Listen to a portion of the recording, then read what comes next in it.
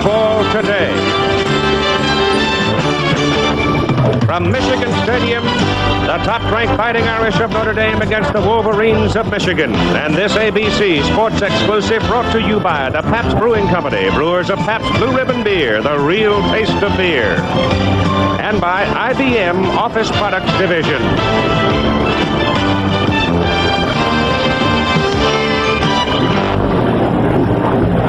Beautiful day today for the 15th game between these two universities, Notre Dame and Michigan. And welcome to our third week of college football here on ABC. Hello again, I'm Keith Jackson, and I think this game has everything. These teams represent two of the finest universities in the nation, backed by loyal legions, and I mean legions, millions of fans. The Irish of Notre Dame ranked number one in this week's poll against Michigan, the team that most everybody voted number one in the preseason. Michigan lost 21-14 at Wisconsin last week. Notre Dame won at home 27-9 over LSU. For Bo Schembechler today, this will be his 200th game as a head coach at the college level. For Jerry Faust of Notre Dame, this will be his second game as a head college football coach. Just about as much drama packed into an afternoon of college football as you could possibly hope to have. Last Saturday, we had some major surprises, maybe more today, and we'll check on the early scores in just a moment. You give a man a couple of days to himself and a black and dead. From ABC Sports New York, Dave Dials and Jim Lampley. Good afternoon and welcome to our second full week of college football coverage. Last week, this is the way the top 10 looked before a major reshuffling affected by losses for three of the top six teams. This week, three new teams in the top 10. The biggest upset a week ago was, of course, Wisconsin's upset over number one ranked Michigan at Madison, and Dave Dials has a look back. Jim, nobody wants to be number one the first week of the season. Bo Schembechler's like everybody else. Let me be number one when the season is over. Michigan had every right to expect a victory because the Wolverines had beaten Wisconsin, well, four straight times by shutout, 176-0. Wisconsin hadn't won a game against Michigan since 1962, the Vanderkellen years. But when Wisconsin did, and this pass, just cold to John Williams, very simple pass, little screen pass. All it does is go 71 yards in the third period. And Dave McClain's team came up with a 21-14 achievement. And after the game, it was a happy Dave McClain, who used to be a Bo Schembechler protege. It's the finest victory I've had in my life, I think. You know, I've been a head coach now, starting my 11th year, and we're just real pleased for our whole football program, Marsh, because I think it does do a lot for us. And, of course, we can't rest on our laurels. We've got to forget this tomorrow and start working on UCLA, but we're not going to forget it for this moment. He doesn't have time to worry about it because they'll be playing UCLA today, and we'll have special bonus coverage and keep you up to date on that contest.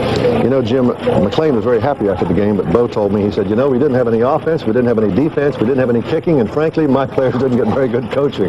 So a lot of intensity today in Notre Dame and Michigan. Took the pressure off coming into this week a little bit anyway for the Wolverines. We'll be watching five other games very closely today. Second-ranked Southern Cal is at Indiana. Lee Corso told Indiana fans he'd have a Rose Bowl team there within 2 years, and he may have one in Southern Cal. Fourth-ranked Georgia is at Clemson. That game in the second quarter now. No score. Herschel Walker, 8 carries for 44 yards in the first quarter. Michigan State is at 8th-ranked Ohio State. The Buckeyes are heavily favored in that game. 11th-ranked Alabama at Kentucky, trying to bounce back from last week's upset loss. And preseason All-America linebacker Thomas Boyd of Alabama has been suspended indefinitely for curfew violation. 16th-ranked Florida State at 19th-ranked Nebraska. This begins Murderers Row for Florida State. Still to come on the road in order: Ohio State, Notre Dame, Pittsburgh, and LSU. David? You know, the two places I wouldn't have wanted to have been a football player this week were at Michigan and Alabama. And we're going to be back throughout the day updating you on everything that's going on in college football, and we'll have more from Ann Arbor and a look at Jerry Faust coming up after this. Outside. The Jerry Faust story has already become one of sport's more remarkable stories. As he moved from Moeller High School in Cincinnati, Ohio, to the pressure-packed head football job at Notre Dame. A year ago today, Jerry Faust had his Moeller team in Toledo, Ohio, to play on this field against Whitmer High School. Moeller won. He remembers it well. Today, 1 year later, Jerry Faust is going to lead his Fighting Irish into Michigan Stadium. We may have a crowd close to 106,000 watching this football game today. Last Saturday, he ran out of the tunnel into Notre Dame Stadium, and yesterday I talked with him about that moment. Tell me about last week when you came running out of that tunnel for that first game in that old stadium.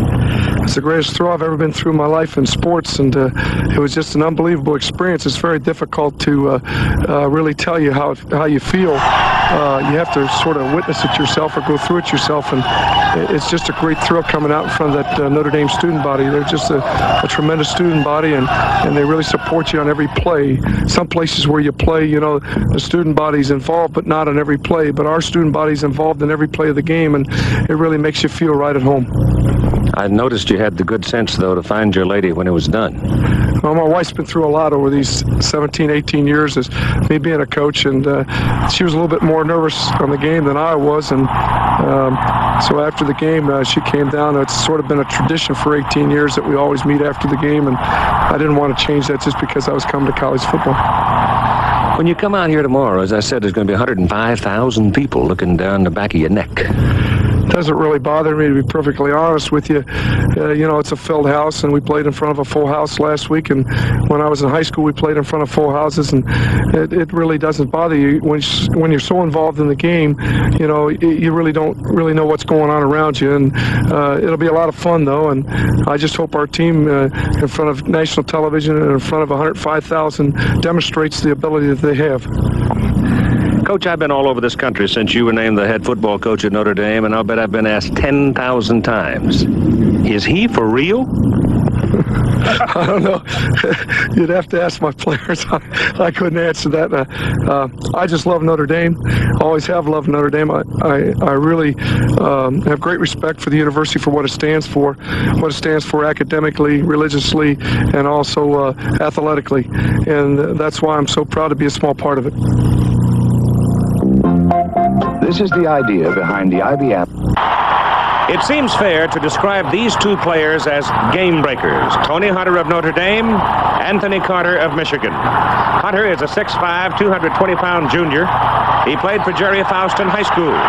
His first two seasons at Notre Dame, he was a wide receiver. But Faust has moved him to wingback this season to involve Hunter more with the offense. Tony is that good. He has size, speed, agility, and sometimes remarkable concentration as a receiver. Anthony Carter, the Michigan flanker, number 1, has been defined by Coach Schembechler as the most exciting football player he's ever been around. He's not big, 5'11", 160, but Lordy, can he run? Can he catch? It's virtually impossible to cover him in pass patterns one-on-one. Carter already holds 5 school records and 1 Big Ten conference record. He has 21 career touchdown receptions.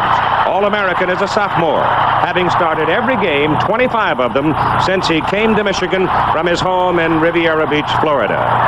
Anthony Carter, Tony Hunter, game breakers for the Irish and the Wolverines. That's a brief preview of a college football game that we think has everything. The weather in the low 70s, it's dry. The crowd expected to be of record proportions. So stay tuned as the Michigan Wolverines host the Fighting Irish of Notre Dame. I'm back to tell you about that remarkable radio station. I'm Arthur Penhallow on Riff. Just take a look at these lips. This is Ken Calvert with a half-hour commercial-free cruise on Riff. Get it up, Detroit. This is JJ and the Morning Crew on the Riff. Nothing matters but the weekend. This is Karen Savelli with another commercial-free Detroit cruise on WRIF. You've still got a remarkable mouth. WRIF is still a remarkable radio station. Baby! Cleopatra, tonight at 11:45. ABC Sports presents NCAA College Football.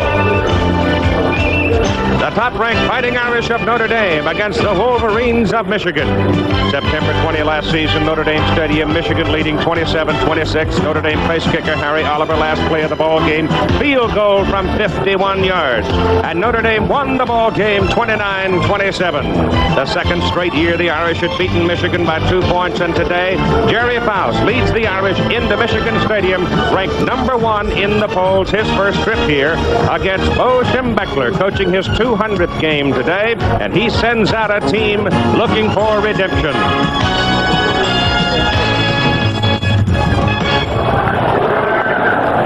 From Ann Arbor, bright and beautiful under the sun as you look down on Michigan Stadium, packed today with more than 100,000 people. And this ABC Sports exclusive is brought to you by Chevrolet, who invites you to see all the good things for 1982 at your local Chevy dealers. Chevy makes good things happen. By Texaco, who also brings you quality automotive products you can trust. And by the Miller Brewing Company, brewers of Miller High Life. If you've got the time, we've got the beer.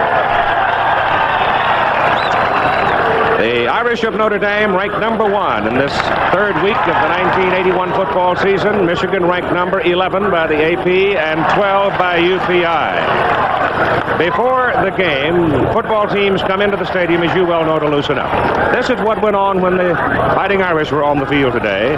Jerry Faust walked and talked to every single player out on the field. Every man wearing the Notre Dame shirt today had a word from his head coach.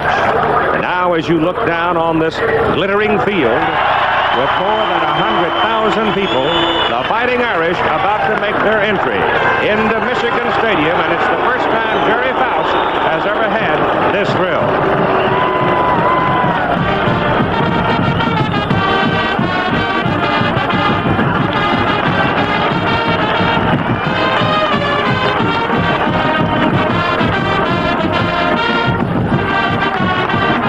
The Michigan Wolverines will be coming in a moment, and you will know that through much of the upper Midwest, because this place will truly roar. I'm Keith Jackson along with Coach Frank Broyles, our analyst for today's ball game. And Frank, I guess what we want to talk about are the weeks that these two coaches have had. First, Bo Schembechler, whose team was defeated 21-14. Well, Keith, we should mention that it wasn't a fluke. Wisconsin just beat them in every way. But it was a tough week for Bo Schembechler. He went to the office early Sunday morning. He got a telephone call. Surprisingly, it was from Woody Hayes. Woody said, "Bo, I only want 30 seconds of your time. You blew it. You worked your team you didn't work your team hard enough." He said you had an experienced team and you just didn't work them hard enough. Secondly, you're going to blow it again because you're going to overwork them this week. He said what they need is confidence. Well, you can make no mistake about it. Bo Schembechler has no tolerance for defeat. He looked at me deadly serious and he said, "Frank, we've got character. We're going to come back and we're going to play a great football game. Here's the Michigan team."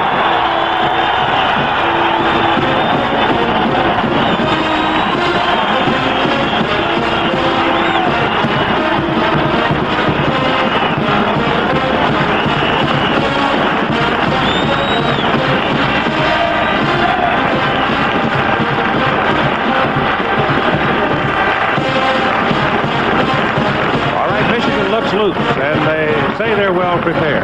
What about Jerry Faust? Well, last week was kind of a piece of cake for Jerry Faust. Playing in his home stadium against LSU, it was a dream come true for the young man, and everything went right for him, and he didn't have to show the scouts of Michigan a great deal. But realistically, he knows this week is different. This is the test for him, I think, Keith, and I think it's reasonable to assume that he's had some anxious moments, and he's human like the rest of us. We all do. And he's been wondering, I'm sure, if his offense, if his concept of defense, will it stand the test of time?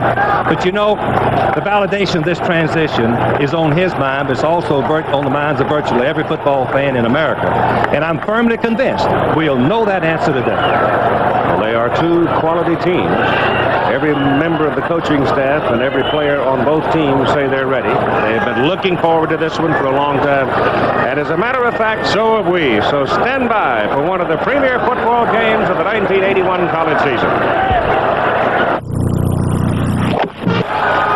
We're ready to play football at Michigan Stadium in Ann Arbor. The series record between the two teams, the edge belongs to Michigan. Notre Dame has won the last two by 2 points in each game, 12-10, 29-27. We're ready to go with Anthony Carter, number 1, and Evan Cooper, number 21, going deep to receive the kickoff from Notre Dame's Gary Perk.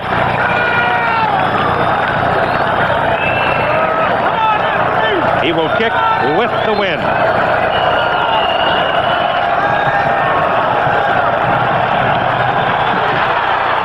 It sails and floats and bounces to Cooper, and Carter takes it instead out of the end zone. Spins it to the 12 before Bernie Adele brings him down. So let's check the starting lineup for Michigan. Steve Smith opens at quarterback. Stan Edwards, Vic Jr. at fullback. Butch Woolfolk, Trackman is at tailback. Anthony Carter is the flanker. Vince Bean is the wide receiver, the split end. So we're looking for the first scrimmage play of this afternoon. An indecision on the part of Cooper and Carter. Carter finally took the ball and brought it out to the 12. Not good field position. The Michigan offense was not very productive against the Badgers of Wisconsin last week.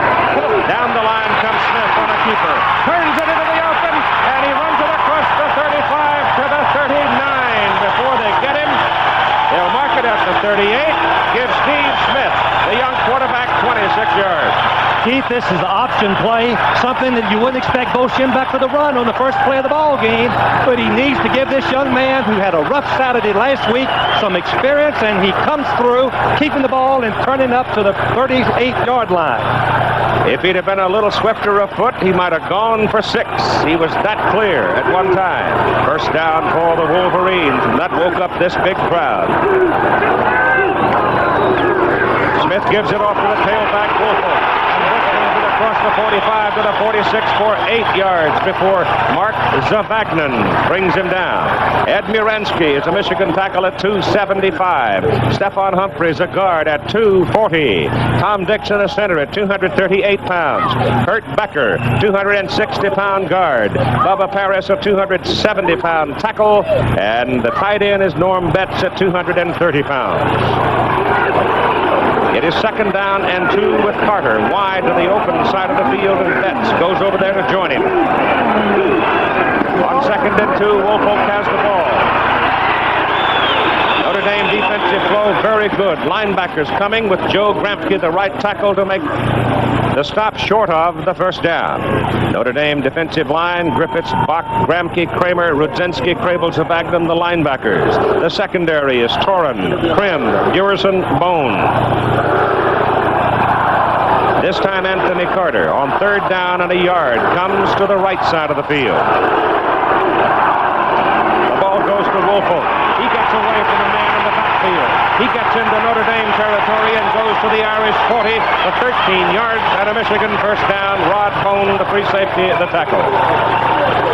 Keith, that was a perfect illustration of the speed of Woolfolk. He had nothing inside, and he very wisely broke outside of Norman Betts, the tight end block. There was no Notre Dame people there, and he went in behind a beautiful block by Anthony Carter on the cornerback. Woolfolk, 6'2", 208, senior out of Westfield, New Jersey, and very, very quick. He had a pretty good day last week with 119 yards in defeat. From the 40 of Notre Dame, first down Michigan, the quarterback Smith keeping on the option. Spins it back into the middle and gets good yardage. Goes down to the Irish 32 for 8 yards. Bob Crable, the middle linebacker, making the stop. Another option play, something that LSU made yardage against Notre Dame last week. In fact, it was about the only yardage that they made rushing was on the quarterback keep. Smith executed again perfectly. The Michigan tight ends are the messengers. Betts is out and Craig Dunaway, a junior from Pittsburgh, is in, number 88.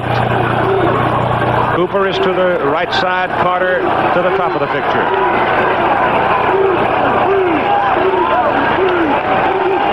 The tight end is in motion. Woolfolk, the tailback, with time to lead the block, goes for the first down and then some. He's inside the 20, down close to the 17. And the Michigan drive is impressive. Keith, that was a perfect illustration of the pitch sweep, and watch Bob Crable, the All-American, number 43. He thinks that Woolfolk's speed is going to get him to the outside, and then he overruns the play, and Woolfolk very wisely cuts back inside for the big gain. Notre Dame should take time out. Yes, they do. Time is out for the Irish at 12:09 to play in the first quarter. There is no score in the ball game, but Michigan has the ball. First down at the Notre Dame 17. He's close. The young sophomore Steve Smith out of Grand Blanc, Michigan, moving his football team with precision. Notre Dame calling the timeout, trying to settle the defensive forces. The entire defensive team went to the sidelines to talk to Faust, while only the quarterback came over to talk to Bo Schembechler. Michigan's ball. First down at the Notre Dame 17. Michigan has gone 71 yards so far on the ground in 6 plays.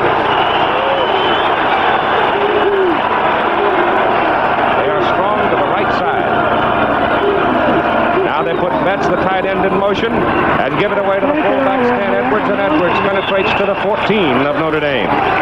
Keith, what we are seeing is the Michigan offensive line of scrimmage has 3 Big Ten performers returning from last season are dominating the line. The Notre Dame defense are not showing up anywhere, any place so far.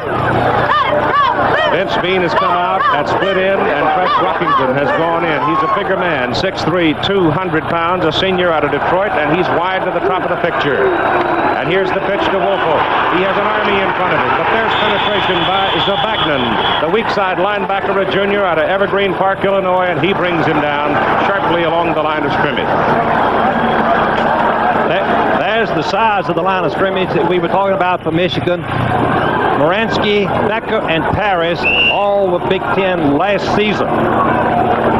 Going back to the pass play, Notre Dame defense reacted perfectly to the outside and forced Woolfolk to run into the boundary, making it an easy tackle. Third down and 7 yards to go for Michigan with Carter, who has not yet seen the ball at the top of the screen. Johnny Krim comes over to go one-on-one with him, and Smith rolls it out. He throws it for Carter, but it is way short, and he had some heat from a blitzing strong safety, Dave Dearison.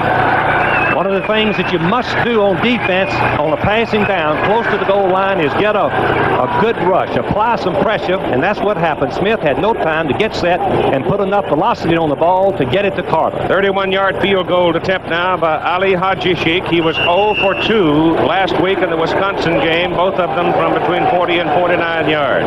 This one is from 31 yards. The hold is good. The kick is up. The folks in the end zone say good, but the folks wearing the striped shirts say no, it is not good. And so Michigan, after a very impressive march down the field, stalls on the Irish 14, and they come away empty at 11:26 to play in the first quarter. On ABC's bell will be a tailback for Notre Dame. Tim Cagle is your quarterback. Cagle, a senior out of Cincinnati. Played for Jerry Faust at Motor High School. Now they shifted into an I formation. Turn around and give the ball to the fullback, Larry Moriarty. This big junior from Santa Barbara, California, gets a couple of yards. Tim Cagle, a look at Tim there. He is 6'4", 205. Moriarty, the fullback, 6'2", 220. Greg Bell, 6 feet, 205 out of Columbus. And Tony Hunter has been moved to wingback at 6'5", 220 with Mike Bushka, your wide receiver, at 6'3", 200 from Wichita. That's Kansas, sir. Second down and 8. Dave Condini now in at a wide spot, comes way wide to the left side out of the picture. And Cagle rolls it back to throw it. Has good protection and gets his pass away. Incomplete, intended for Condini. He had to touch the ball into Dave, and he threw it a little bit too high. Tom Thayer is a tackle for the Irish at 265. Randy Ellis, a guard, at 250. Mark Fisher, the center, weighs in at 245. Mike Shiner on the right side, 270. And the tackle alongside of him, Phil Posterick, 270. And the tight end, Dean Mazpak, 240. They're plenty big. Third down and 8 for the Irish from their 22.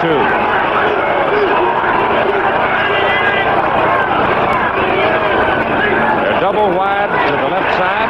Cagle back to throw, gets some pressure, throws a screen pass intended for the fullback, Larry Moriarty, but he had fallen down. He slipped and fell on the artificial surface before the ball was thrown. And Keith, he had it set up the screen perfectly. Here's a look at the Michigan defensive people who did their job. They pinned up Notre Dame, held them without a first down. On 4th down and 8 now, the Irish are going to have to punt the football with Blair Keel, the other starting quarterback, as he's referred to, kicking to Brian Carpenter of Michigan. He has the wind at his back. He has a good snap and plenty of time, and he hits a bullet. Carpenter retreats all the way to the 23 and falls down. And oh, is he unhappy because he had some room. 53-yard punt. The Georgia Bulldogs, ranked 4th in the nation, are playing over in Death Valley in South Carolina against Old Folk Clemson today, and we didn't expect it to be easy, and apparently it is not. Pitlow rolling along. The Panthers opened with a big win over the Illini, and now they're rolling against Cincinnati. North Carolina, another powerhouse team, looks like this year. All right, here comes Michigan on first down from their 24 with the same unit in there. Smith at quarterback, with Edwards and Woolfolk behind him. That goes to Butch Woolfolk. Woolfolk getting some heat, but he's a hard man to tackle low. And he is dropped, however, because the Irish pursuit was so good out of the secondary. Dave Dewerson, number 23, getting into the backfield to make the stop. Look at the figures from last week. You can see why Michigan was soundly defeated. Only 8 first downs to Wisconsin's 23. And total yards, 229. The lowest number for Bo Schembechler in 3 or 4 years. The Goodyear Blimp America with Captain John Moran from Spring, Texas, and our cameraman Billy Sullivan giving you that picture. Joe Johnson's now in the Irish secondary, number 27. It is second down and about 10.5 yards. Lost a little bit on that play. Smith rolls it back to throw it. Goes to the sideline for Carter. John Krim got in front of him and almost scored a touchdown. Johnny Krim, the senior out of Columbus, almost picked that one off. John Krim is a senior, and he knows how to play this pattern. It's one-on-one. Carter has great speed, and you would think that Krim would be way back off of him. But the ball hangs a little bit, and watch Krim, number 19, come right in front. The ball's going right through his hands. Would have been an interception and maybe a touchdown. Oh, he's disappointed. It is third down and a little more than 10. Carter again to the top of the picture.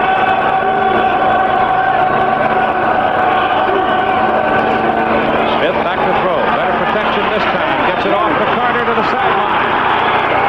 Dave Dewerson is right there with him. Number 23. So they're doubling up on Mr. Carter. They should double up on him because he is such a threat. You have to put one in front of him, number 19, Krim, and watch Dewerson, number 23, the fine junior that's been a starter for 3 years. He's going to come right in. Perfect timing. Look at the break on the ball. Gets his left hand out in front and deflects it incomplete. And so Michigan will punt now. Don Bracken doing the punting out of Thermopolis, Wyoming. Dave Dewerson is the deep man for the Irish along with Johnny Krim. Not a very good kick by Bracken, who set a school record for punting last year, but he does get a good roll on it. And when it starts rolling on these rugs, it just keeps on rolling, and it rolls inside the 20 dead at the Irish 16. 9:28 to play in the first quarter. No score. 9:28 to go in the first quarter. The Michigan defensive unit, huddling with their coaching staff, now comes onto the field. The football is marked just outside the 15. That punt a moment ago by Bracken traveled about 40 yards, hit the ground, and rolled a good 20. If the Irish had fielded it upfield, they'd be in a lot better shape than they are now. Keith, it's a tragic mistake. It's inconsistent with percentage football to ever let a punt hit the ground. Cost them 20 yards, as you mentioned. There's always the fair catch. Cagle sets him in motion with Greg Bell, the tailback, carrying the ball, and knifing across is Keith Bostic to take the legs from under him. Bell is a 6-footer, 205-pound sophomore, had a big day in the spring game. And Phil Carter, who played much of the time last year at the tailback, has been struggling with a pulled hamstring. He's just simply having trouble getting it well. There's the offensive front for the Irish, and you can see they are not small either. The gain was about 6, second down and 4, and Condini goes out of the picture to the wide side of the field. And Cagle pitches the ball to Bell. Bell on a cutback inside tackle. Runs it out for the first down. At about the 28-yard line, and the fullback Moriarty laid a solid block for him. Clemson now has stretched it out to 10-0 over the Georgia Bulldogs. Keith, I think we should mention that Notre Dame is featuring a lot of the Dallas Cowboy offense. What we mean by this is they're lining up in a dead T and shifting to every kind of formation imaginable, giving the defense a lot of problems. 28-yard line, first down Irish. Bushka coming to the left side. Hagel gives it to the fullback, Moriarty. Runs over the left side behind Ellison Thayer and picks up about 4 yards. In talking to both coaches yesterday, Bo Schembechler said, Frank, we will move the ball on the ground. Jerry Fowles told me, said, Frank, we firmly believe in moving the ball on the ground first. We can see a lot of that, expect a lot of that today. One little note, Tony Hunter, who has been moved to the wingback, is yet to see the football. He will. Clock running at 8 minutes to go in the first quarter. This time Mike Favorite is the man that comes way wide out of the picture. And here's the ball to Bell. And Bell is out to the 39 for another Notre Dame first down before inside linebacker Mike Moran, number 40, brings him down for Michigan. This year, Notre Dame is playing Tony Hunter as a wingback into the backfield where he has to block, run the football, and also can be a valuable pass receiver. And their thinking is to get him on pass routes against the linebacker and the strong safety instead of the cornerback. Let's call it the 40. It's closer to the 40.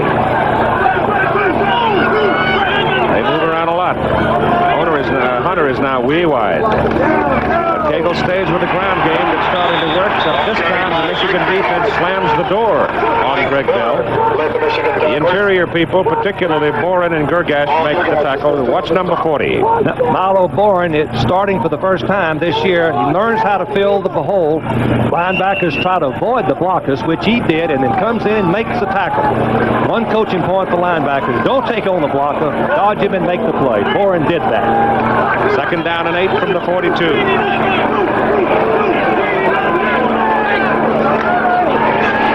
back to throw it. Michigan secondary retreating with it. Pass over the middle, and the pass is complete. Down to the Michigan 32, where the big tight end, Dean Mazpak, controls it. Pick up 27 yards.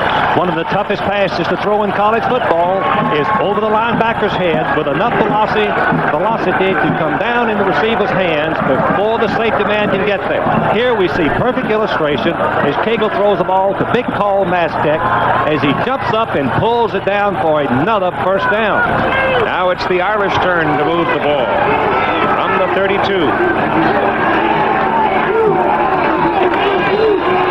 Here's Hunter.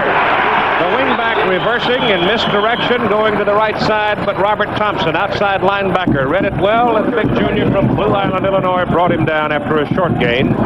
One of the axioms of coaching is get your best football player the ball as often as you can. And you can look at last year, Hunter only handled the ball 28 times in 12 games, and he handled it 13 times last week alone.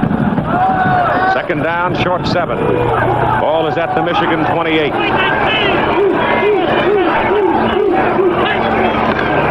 Fullback Moriarty, right up the gut. Inside the 20, first down, Notre Dame at the Michigan 18. Larry Moriarty is a real story, Keith. The young man's grandfather played for Knute Rockne. He's on the second junior college transfer that Notre Dame has ever taken. But the fact that his brother played here, his grandfather played for Knute Rockne, he is here as Irish. And he's from California. First down Irish, Michigan 18. It's out of the tailback this time for Tony Hunter as he had shifted back into that position. Picks up a couple of yards, maybe 3, before they tumble him out of bounds. Young man who was one of the fullbacks for the Irish last year, Pete Buchanan, was moved to the tight end position where he backs up Dean Mazpak. Big fella, 6'3", 230. They have John Sweeney working with Moriarty at the fullback position, plus the big freshman Mark Brooks, who came to Notre Dame from Moeller in Cincinnati. This is the 10th play in the Notre Dame possession. Cagle back on second down. Gets it off to Hunter. Hunter to the 10, to the 5, and out of bounds. Mastek it is, not Hunter. 86 made that catch. So Dean Mastek, the tight end, is very much involved in this offense.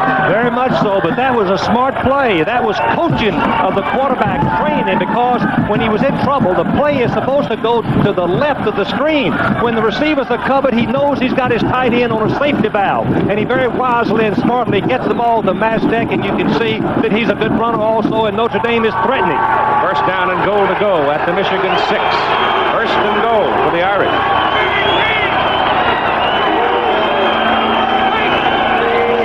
Bell in motion, has the ball. Sweep to the left, cuts it back in, down to the 5, goes to the 4. Keith Bostic, strong safety, out of Ann Arbor.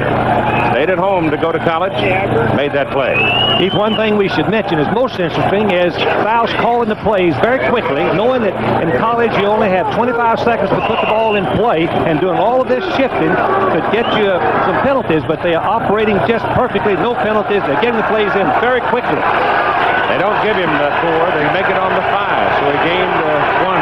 Second down and goal to go. It is Hunter. And Tony Hunter gets to the 4, and the Blue Shirts of Michigan bury him, led by Robert Thompson. You have to give credit to the Michigan defense. They have been so exceptional for many, many years, and they know what it is to be backed up to the goal line, and they dig in and give it the last effort. 2 good defensive plays. Paul Gergash, number 50, comes out, gets the signal from the sideline, and then sets the defensive alignment. This is the 13th play in this possession for the Irish, who started back on their own 16. Michigan opened the game with a long march, but stalled on 14, missed the field goal. Triple wing, Keith, to the right.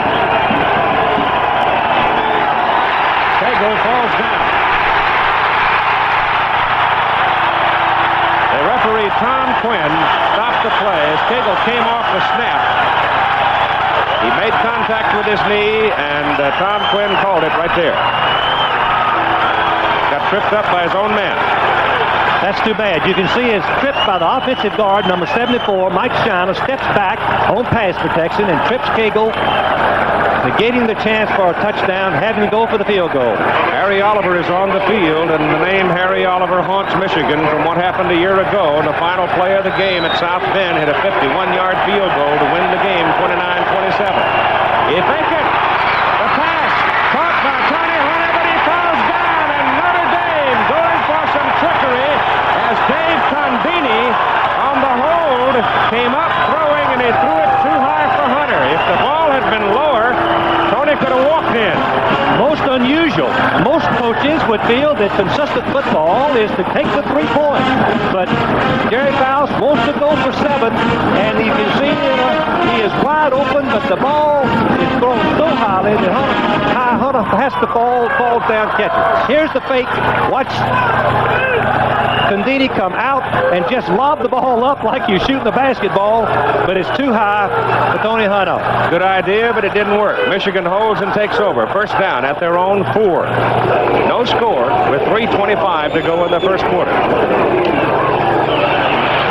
Try to run it out of there with Woolfolk, who gets to the 5. From the last series and the first play of this series, we have noticed that Notre Dame are now penetrating, trying to get across the line of scrimmage, not catching the blocks as they were on the first series when Michigan moved down and eventually missed the field goal. They also held the ball for 6 minutes and a second in 14 plays in that last possession. Mike Liebenstein, number 93, Bob Clasby, 91, Tim Marshall, 77, and Tony Belden, 36. Now the defensive front for the Irish. Smith gives the ball off inside, and the play is good for a first down as Stan Edwards put it away, wrapped both arms around it, and just kept ricocheting off people until he crossed the 25 to the 26. That was excellent blocking, straight ahead play, right up the middle with Tom Dixon and Kurt Becker making the block. Watch the run of former tailback. Look at the hole that he has. Stan Edwards was a tailback, and unselfishly he moved the fullback, but he still rushed over 900 yards last year. Oh, he's a good one. Jerry Ingram is now in there, a junior out of Beaver, Pennsylvania, as Edwards comes to the sidelines for a moment. First down for Michigan at the 26. Nets in motion. Give it away to Ingram inside. He's up across the 30 to the 31. Picked up about 4.5. Next Saturday, we'll have regional games for you, starting at 12 Eastern, 1 Central, and 11 Pacific, followed by, over most of these stations, Oklahoma and USC. They haven't played for a few years, have they, Keith? I guess 3 or 4 years, but that's quite a rivalry. Goes back some great football games. It's what is called a helmet buster. Depending on what happens here today, could be that number 1 spot in the polls will be up for grabs there next week. Right now, the Irish are sitting on top of the heap. And Smith back to throw it for Michigan. Gets it off over the middle. Had his man wide open. I mean, Craig Dunaway was lonesome, and he missed him. Smith last week was only 3 for 18. One of the things that Bo Schembechler told me was he was throwing too quickly. He wouldn't wait. He didn't have the patience for his receivers to get open, and that was a perfect example of the problem of last week. Dunaway was wide open. Keith, it wasn't a safety man on the field. He was 3 for 22 for young Steve Smith. Stan Edwards back in at fullback. He's going to put it up again on 3rd down and 6. Throws to Wolfolk out of the backfield, and Butch won't get the first down. He gets up across the 35, close to the 36. It looks like he's about a half a yard or so short. Mark Savagnan, number 46, the stop for the Irish. Normally, coaches try to give their young quarterbacks some confidence Keith is a good yard short of the first down by throwing some short passes similar to that last pass to let him complete some what we call confidence builders. But still, young Steve Smith needs to find himself. Boy, he sure had that tight end open a while ago. Oh, he was wide open. Wow. I don't know what happened to the Notre Dame safety man, but he's gone over to help on the cornerback. All right, punting time with Don Bracken in to hit it. Last time with the roll, he got 60 yards. Penalty flag. First one of the ball game. Hangs this kick high and forcing a fair catch ball by John Prim back at the 25. 41 yards, but let's see about the penalty.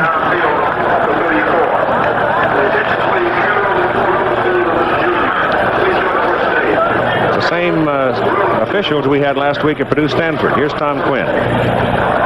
Illegal procedure, offense, do not have 7 on the line of scrimmage. So let's see whether or not the Irish want to take that kick where it was back on the 25, or whether they want them to do it again. Keith, I would suspect they want them to kick it again because that was a fine punt, forcing the fair catch. He's kicking into a slight wind. I think Notre Dame would make them kick it again. They will. I'll give you the officials now. The referee, Tom Quinn. Bob Pickens, the umpire. The head linesman, George Sullivan. Ron Winter is the line judge. The field judge is Larry Nimmers, and the back judge is Jim Sherlock. Keith, the penalty on the kicking game is very uncharacteristic. Procedure on the kicking team, do not have 7 on the line of scrimmage. That means that one of the end men on the line of scrimmage was in the backfield. He wasn't up on the ball. 42 seconds to go in the first quarter of play. No score. Both teams have had opportunity. Smith snap is low, bouncing into the hands. This time it gets away, and it's going to roll deep again. I'll tell you one thing about Don Bracken. He knows how to get it to roll downfield, doesn't he? 57 yards on that one. Notre Dame's ball at their own 13, no score. Blair Keel has come into the ball game for the first time. The football is sitting back on the Irish 13. You've got a new quarterback and you've got a new tailback. So that's how much confidence Jerry Faust has in the entirety of this squad. They're coming in cold. Carter, of course, the starter a year ago.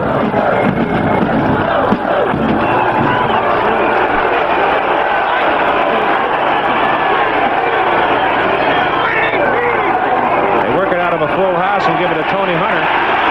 Is nailed pretty much on the line of scrimmage. Keith, I think an explanation is order of how Jerry Faust plans to play his quarterbacks. Each quarterback will get 2 series, 2 possessions before he comes out of the ball game, and they will alternate that throughout the ball game, or if a third quarterback should come into the game if necessary. Well, that's kind of a tricky place to put a Cole Folks in, though. Yes, it is. 13. It's risky. It's very risky. Only got about a half a yard. Call a second down and 9. Whistle stops it. The quarter is over. So we have no score after 1. Notre Dame now will be working into the wind. I'm going out to inspect the troops. Yes, sir. Regular change today, General? This is Atari Missile Command. Millions of people are mad for it in thousands of game centers across the country. Interplanetary war is hurt. Attention all generals. Now you can get your own Atari Missile Command video game and practice saving the world in the privacy of your home. Missile Command. Only from Atari. The Goodyear Blimp America. You can see that Michigan Stadium is located right across the road from a very fine golf course. Right over there behind that round building is the Fritz Chrysler Arena. Second down. Still about 9.5 for the Irish. The ball goes to Tony Hunter. Hunter trying to run it on a sweep to the left side. Gets it out to the 15. And there Mike Boren leads the Blue Shirts to the tackle. One thing. Boren, number 40, is not too big for a linebacker, but the one thing, the asset that linebackers must have is quickness, quick feet. Watch how he keeps his shoulders parallel to the line of scrimmage. That's good coaching. I remember one of the great linebackers they ever had here was a fellow named Don Dufek. He wasn't very big either, but he was a holy terror on defense. All right, they keep it on the ground. The gain is out across the 20, up to about the 21. Now let's go to our studios in New York. Keith Jackson has already told you that Clemson is beating Georgia 10-0 at halftime. In that game, Georgia having trouble with turnovers. Herschel Walker has fumbled twice. One of those fumbles set up a Clemson field goal. The touchdown was set up by an interception. Walker in the game, 15 carries, 56 yards, 2 fumbles at halftime. Keith? Punting. Fourth down and 2.5. Obviously, Notre Dame's going to have to kick it. This time, Blair Keel's going to have to hit it into a win. Gets it away. Good kick. Fielded. Back at the 37. And down goes the catcher. 143-yard punt. And Carpenter is shaken up after the hit. But watch the rush. Michigan was rushing right up the middle, and a couple of Wolverines came clean and nearly blocked the kick. To keep the field position has been the story of the first half. Notre Dame started on their own 20, 16, and 13. Michigan's on their own 12, 24, and 5. And coaches know that the average field position can be directly related to their scoring in touchdowns. And there are the statistics, and you can see that Michigan is still dangerously deficient in passing. Only 4 yards. Ball is at their own 38, first down, no score, second quarter just getting underway. Smith gives the ball off to the tailback, Lawrence Ricks. Ricks, a junior out of Barberton, Ohio, and he is that third performer that Frank was talking about a while ago, where they have tremendous firepower coming out of the backfield and those 3 running backs. He picked up 2. I don't believe any football team has got more balance, and with 3 ball carriers like Ricks and Woolfolk and Edwards, 800, 900, and 1,000 yards last season. Well, just over the 40.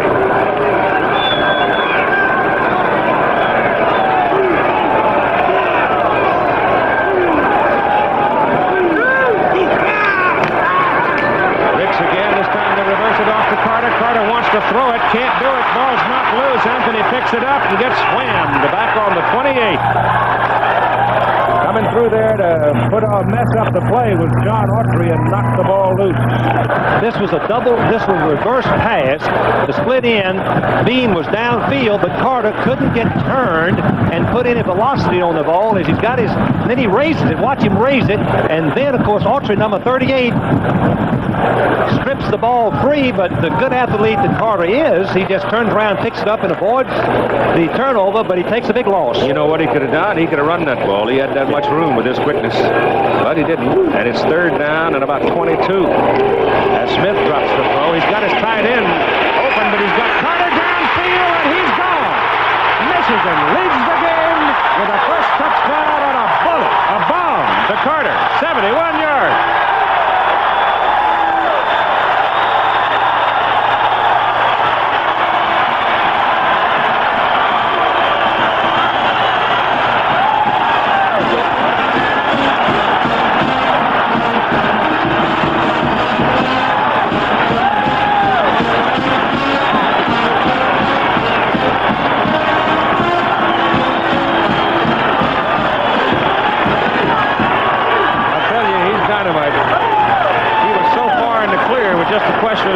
thought Smith could throw it far enough. And Smith does have a strong arm, and he was right on the money when he had to be, and that will give him some confidence, Keith. Haji Sheikh for the extra point. It's good. 12:08 to play in the first half. Timeout, and Michigan on a 71-yard scoring strike. Smith throwing to Anthony Carter. And this comes, ironically, just after a play in which Carter almost lost the ball for Michigan on a reverse pass. But once he gets it, he's gone. Yes, he is. You can see that Bone, number 26, and Taysom and Torin, number 30, actually get beat on the play. Now, 30 Torin pushes him out of bounds, but he's legal to come back in if he enters the field immediately. But you can see Bone, number 26, was not deep enough, and it's a touchdown. We'll be right back.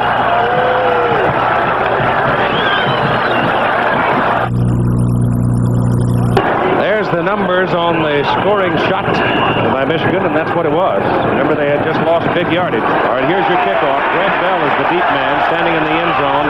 Haji Sheikh knocks it 2 yards deep, but Bell's coming with it. And he gets it out to the 16, maybe the 17, before Jerry Burguy brings him down for Michigan. Oh, that was excellent coverage by the Michigan kicking team. The ball was kicked high and gave him a chance to get down, but there was no crease for Bell to turn up. Now Notre Dame is backed up with the momentum definitely in Michigan's favor. Coming up next, ABC's Wide World of Sports, gymnastics, the Southern 500. Really more about that later. Right now we're ready to play football. On first down, Notre Dame with Blair Keel in at quarterback. Turns, pitches the ball back to Phil Carter. And Carter bounces over the 20, close to the 22. Winfred Caraway coming in from a tackle spot to make the play. Caraway played last week at nose guard, and on Wednesday, Wolf said to his coaches, we're moving him back to tackle where he played last year and see if that won't help our defense a little bit. Started 4 games last year and started last week at tackle. I mean, nose guard, excuse me. Second down and 6.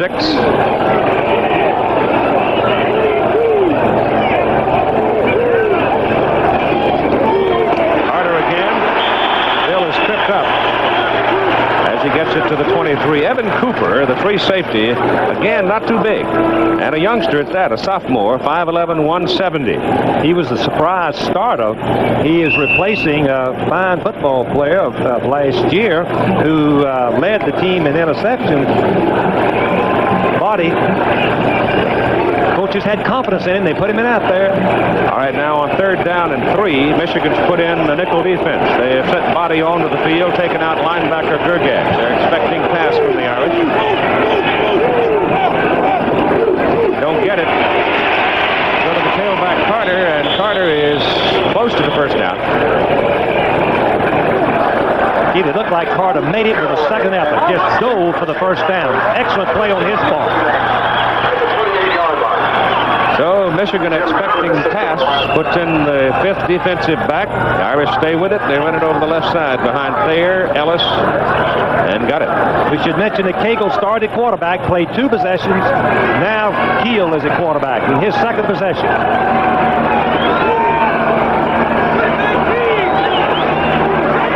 Keel has it.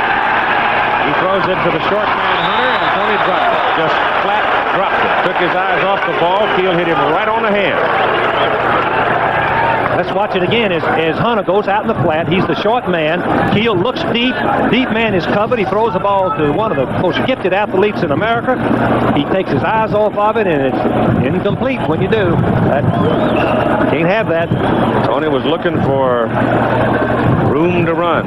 Well, Alabama upset last week by Georgia Tech. Having a little trouble with Kentucky.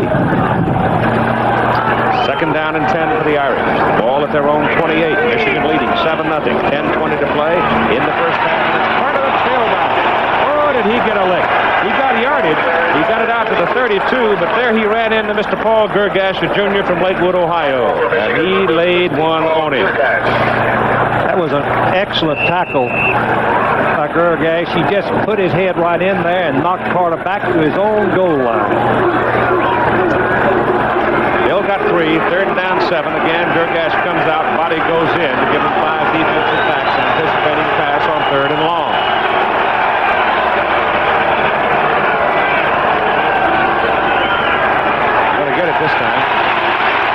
a deep drop. Getting some heat now. Coles is after him, and they've got him back inside the 25. Cedric Coles, number 92, and Robert Thompson, 99, outside linebackers, fill in for a 9-yard loss. And Notre Dame now will have to kick it away. Let's give much credit to the Michigan defense. Earlier, they were confused a little bit with all the shifting done by the Notre Dame offense, but now they're staying in there and playing like Michigan defenses of the past. And they have always been good. Michigan has, during the decade of the 70s, led the nation in total defense. Brian Carpenter, the deep man. Blair Keel, the punter. And he's hitting it into a little wind. The wind just kind of swirls around in this big old bowl. Snap is good. Kick is away. Good kick. Carpenter at his 36. Oh, look out. He runs into 45 of Notre Dame. And he is brought down. We've got a penalty flag on the field, apparently. Clock stops at 8:46 to go in the first half. More than 2.5 million fans watched NCAA Division I AA football action last season. Membership has grown to 50 teams in 1981. ABC will cover the title game December 19th from Wichita Falls, Texas. Here's your penalty. Watch 37 of Michigan. Tony Jackson clip number 50 in white. Kevin Kelly, the center and snapper. Keith, it was unnecessary. It was a foolish mistake. Jackson never had the blocking angle. He should have just let him make the tackle, and they would have had good field position. Instead, it's going to be moved way back. Bob Crable, Notre Dame linebacker, to the sidelines. In the meantime, during the timeout, Bo Schembechler taking the time to talk to his people, particularly his quarterback. Number 25, 16 is Smith, the quarterback. Brockington is the wide receiver. Steve Smith's hopes have to be buoyed some by that big shot to Anthony Carter to give Michigan the 7-0 lead. Next Saturday, we'll have regional games for you starting at noon Eastern time, followed by, over most of these stations, Oklahoma and USC from the Coliseum in Los Angeles. We're seeing the best of the bunch early in the season, aren't we? First down for Michigan. The ball is back at the, let's call it the 33. Michigan. And Smith in trouble. Pretty good footwork to get out of trouble. And gets it up to the 35 before Crable, the middle linebacker, just hammers it. Bob Crable, as most football fans know, was an All-American. He recognizes it's a pass. He starts backpedaling, but watch his reaction, and then watch the hit on Smith, the quarterback. Just a perfect tackle. Shoulder pads right into the numbers, and down Smith went. That's called leverage. Very definite leverage. Very definitely. Second down and 8. 8 minutes to go in the first half. Dunaway goes in motion. On an option. Steve Smith, the quarterback, spins it across the 40, gets to the 41. He had to go to the 43 to get his first down, so he's going to be looking at 3rd and 2. I want to mention again that Smith made some nice gains on the option play in the first quarter. This is the first time that he's run it in the second quarter. And I would mention again that LSU had success against Notre Dame with the quarterback keeping the ball and turning up a nice gain. Pat Kramer, Tom Bach, Kevin Griffith, and Joe Gramke, the defensive 4 up front for Notre Dame as Michigan sets it up on 3rd and a short 2. And they delay it for the tailback Lawrence Ricks. Ricks gets over there and runs right into 2 white shirts, and it's stopping time. Jurison 23 and Tom Bach 94 with a little help from Mr. Crable. You're going to find Bo Schembechler is going to grab his quarterback on that play. He had something called on 3rd and 2, and I'll be doggone if Smith didn't change it to a delayed play. Took the ball 7 yards in the backfield to Ricks, and they didn't get back to the line of scrimmage. Young sophomore mistake. So Bracken's in to punt for Michigan. Trim and Jurison deep. They're looking right up into the sun to see this. If Bracken gets it up in the air, it might be a problem. Bracken's got the wind. He gets it up. Not too high. So the liner goes to Trim. And John is down at the 24. That was a 39-yard punt. That was a circumstance where it needed a high hanger, and he couldn't get it up. Notre Dame, again, is starting with poor field position. And as I've mentioned, and I think we always remember that coaches feel that field position is directly relates to how many times they can put points on the scoreboard. Poor position, poor chances. Alabama by 6 over Kentucky at halftime. Greg Bell and Tim Cagle are back in now. Bell at tailback, Cagle at quarterback for the Irish. Michigan leading 7-0. Notre Dame working from its 24. Penalty flags are down, and whistle stop it.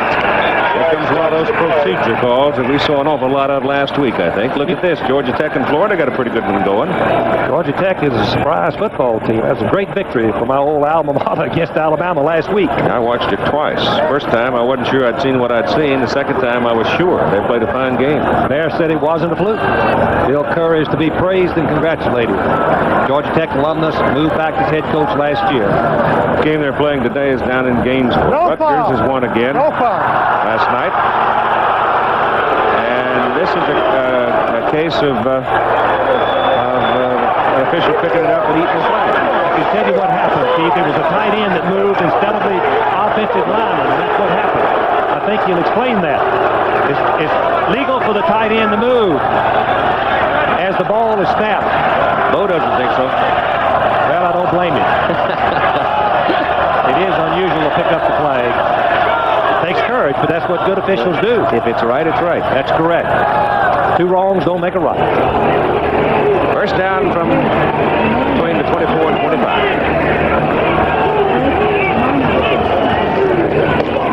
Inside it goes to the fullback, John Sweeney, into the ball game from Deerfield, Illinois. Big junior, brought down by Doug James, a sophomore out of Louisville, Kentucky, for Michigan. I think the story for Michigan on defense for me is Tony Osborne, who played offense last year, was a senior, couldn't break into the offensive lineup, moved over to defense, and he started to tackle last week, and he's playing nose guard today. He weighs about 260, trying to get an anchor point in the middle of the line.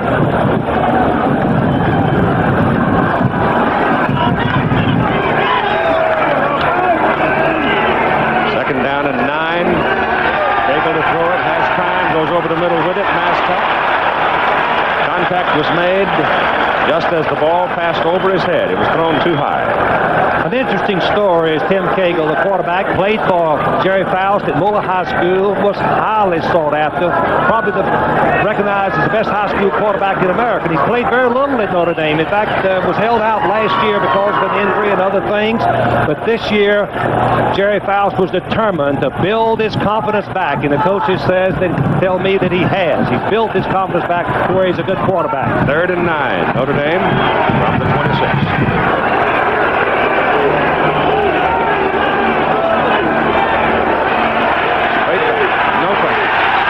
Some heat, got a penalty flag. They got him.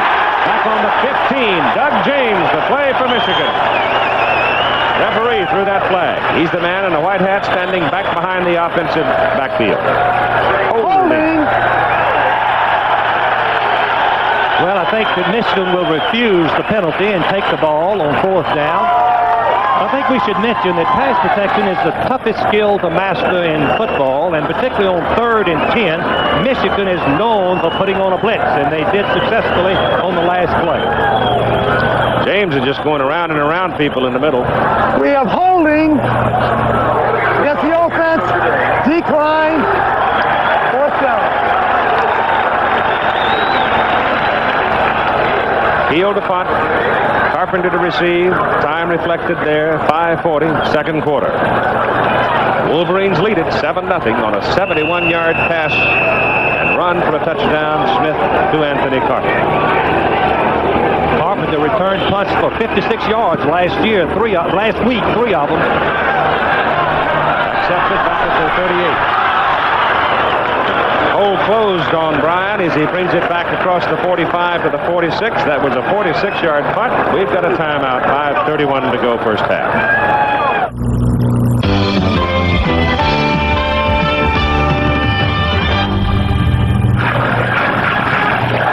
All right, the Goodyear Blimp America. And that stunning picture. We haven't had a crowd count yet. The regular season attendance record is 106,255 here against Ohio State 1979. The collegiate record is 106,555. I believe it's the Rose Bowl. Here comes the count. We're going to be over 105,000, but it won't be a new record. But they have had over 100,000 people in this stadium for over 35 straight games. 36, I think it is. Yes, it's a very successful operation. Don Cannon is terrific athletic director. Let's give him some credit. Indeed. On the 46 for Michigan Wolverines with the ball. Smith back to throw it. He goes for Carter. Carter's down there. Out of bounds. Incomplete.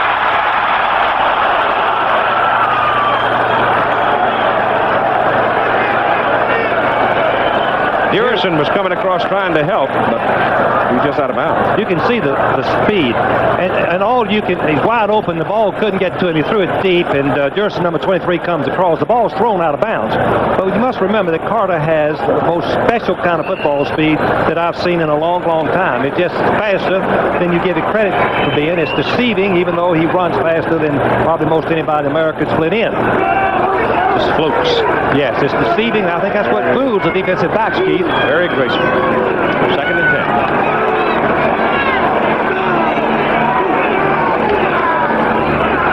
Smith keeps it, spins away from one, but can't get away from two. And coming across, Bach for the tackle. Now let's go to New York.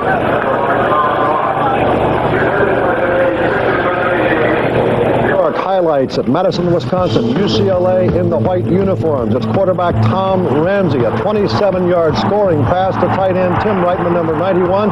The kick is good. UCLA leads 7-0. Back now to Keith Jackson. The crowd, 105,888. That is the third largest in Michigan football history. 3rd down and 8 now for the Wolverines from their 48. Deep drop. Too short. He had number 27, Vince Bean, coming back to the ball. I think Vince could have handled it all right, but Smith just threw it poorly. The ball was thrown into the ground. I think he wanted to keep it low into the outside, which is wise when you're throwing an outside pattern, but he didn't put enough velocity on the ball to hit good 4 yards in front of the receiver.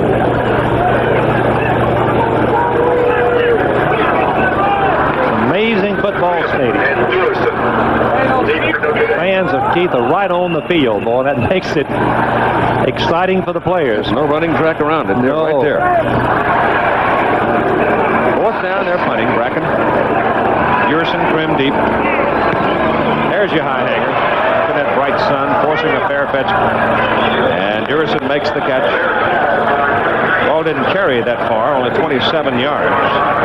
It'll be Notre Dame's ball up around the 24. ABC Sunday afternoon baseball tomorrow. Cincinnati at Los Angeles. Oakland at Chicago. Check your local listing for the game in your area. And I hope the weather's cooled off some in Los Angeles. It's been very warm the last few days. But I got to work tomorrow. Saturday and Sunday, a weekend man you are, Keith. 4:29 to go in the first half. The Irish have it at the 24, their own. And the handoff goes to Bell. The tailback, Bell just powers on the left side and gets it out close to the 28-29. That's Jerry Fowles calling the plays very quickly. Gets the substitute into the ball game and in and out of the huddle so they can do their shifting. I know that he's disappointed so far in his offense. I think Michigan defense has pretty much dominated the Notre Dame offense since the first possession. 2nd down, 6. Hunter's wide to the open side of the field. Cagle's got it. Look out! Blindsided. Coming Marion Body. A blitzing corner gets the Irish quarterback back at the 20. Keith, the reason you can blitz a cornerback against Notre Dame from the top of your picture, you can see it because they're in a tight formation. Only one wide receiver, and that invites the cornerback blitz, and there is Marion Body, untouched, unblocked, coming from the blind side, and Cagle had no chance. Lost 9, second time. The Irish quarterback has been sacked. Ball is back at the 20. Bushka is wide to the right this time. Penalty flags are down. Cagle's pass is away to the the sideline, incomplete. The pass was overthrown, intended for Tony Hunter. If that falls against Notre Dame, I'm sure Michigan's going to decline it and accept the ball on the punt. Let's see. Offside. So the Irish will have to kick it. The Michigan defense stopped them once again. Bo Schembechler says that good defense relates directly to winning football games. He's firmly convinced that great team starts with an outstanding defense. In the second quarter, the Irish have picked up 1 first down. That's how well the Michigan defense has played. And the key to it, Keith, is they've kept Notre Dame in trouble. They have not let them get any field position. Fine kick there by Keogh. Carpenter back at his 36. Now, put him a hole, gets it back to the 45. On a 44-yard punt, we've got another penalty flag.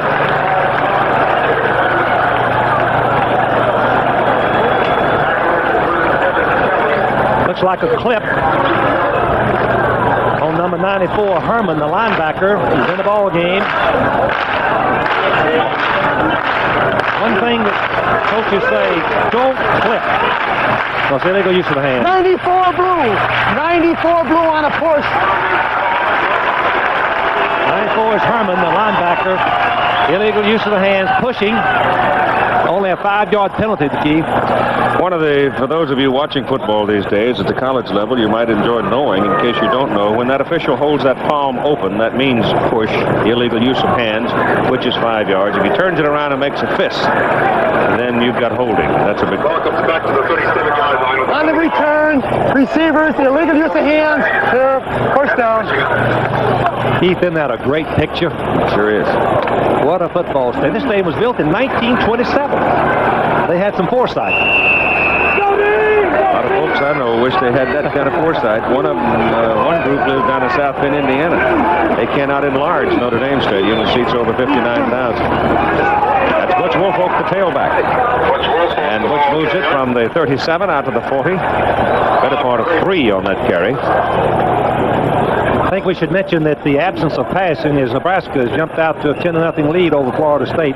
Michigan's absence of passing is too much of a concession against a good football team to have any consistency moving the ball. You need to mix it up. Oh,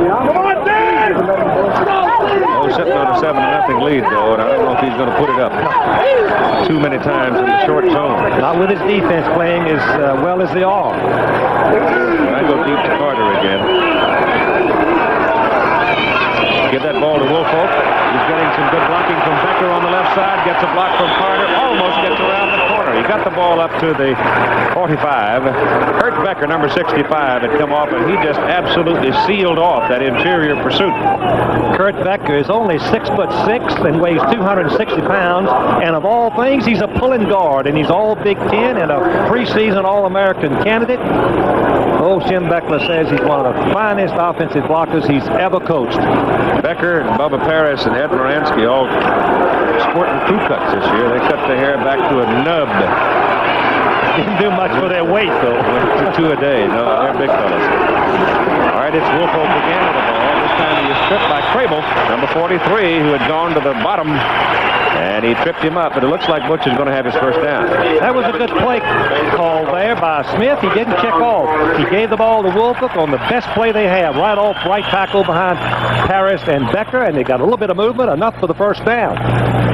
Got to be able to do that to win football games. When you got short yardage, you got to make it. We're inside 2 minutes to go in the first half. Michigan leading 7-0. They own the ball, first down at their own 48.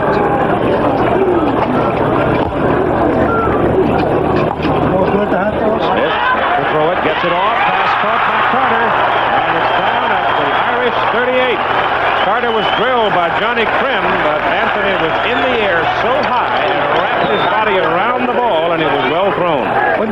Watch Carter. You're going to see one of the finest college football players that I've seen play. Watch him fake to the outside, just enough to get turned to the inside and keep Krim back. But Krim makes a great play. Give him credit. The ball had to be perfect. 2 passes for 84 yards, 42-yard average for Anthony Carter. And a touchdown. He now has 22 career TDs. Smith's going to put it up again. He's looking for Carter. He had him for a moment, goes to the sidelines and is out of bounds. Pass is incomplete, intended for Brockington. Carter was closed over on the right side, but as he turned it back across the middle, he opened up.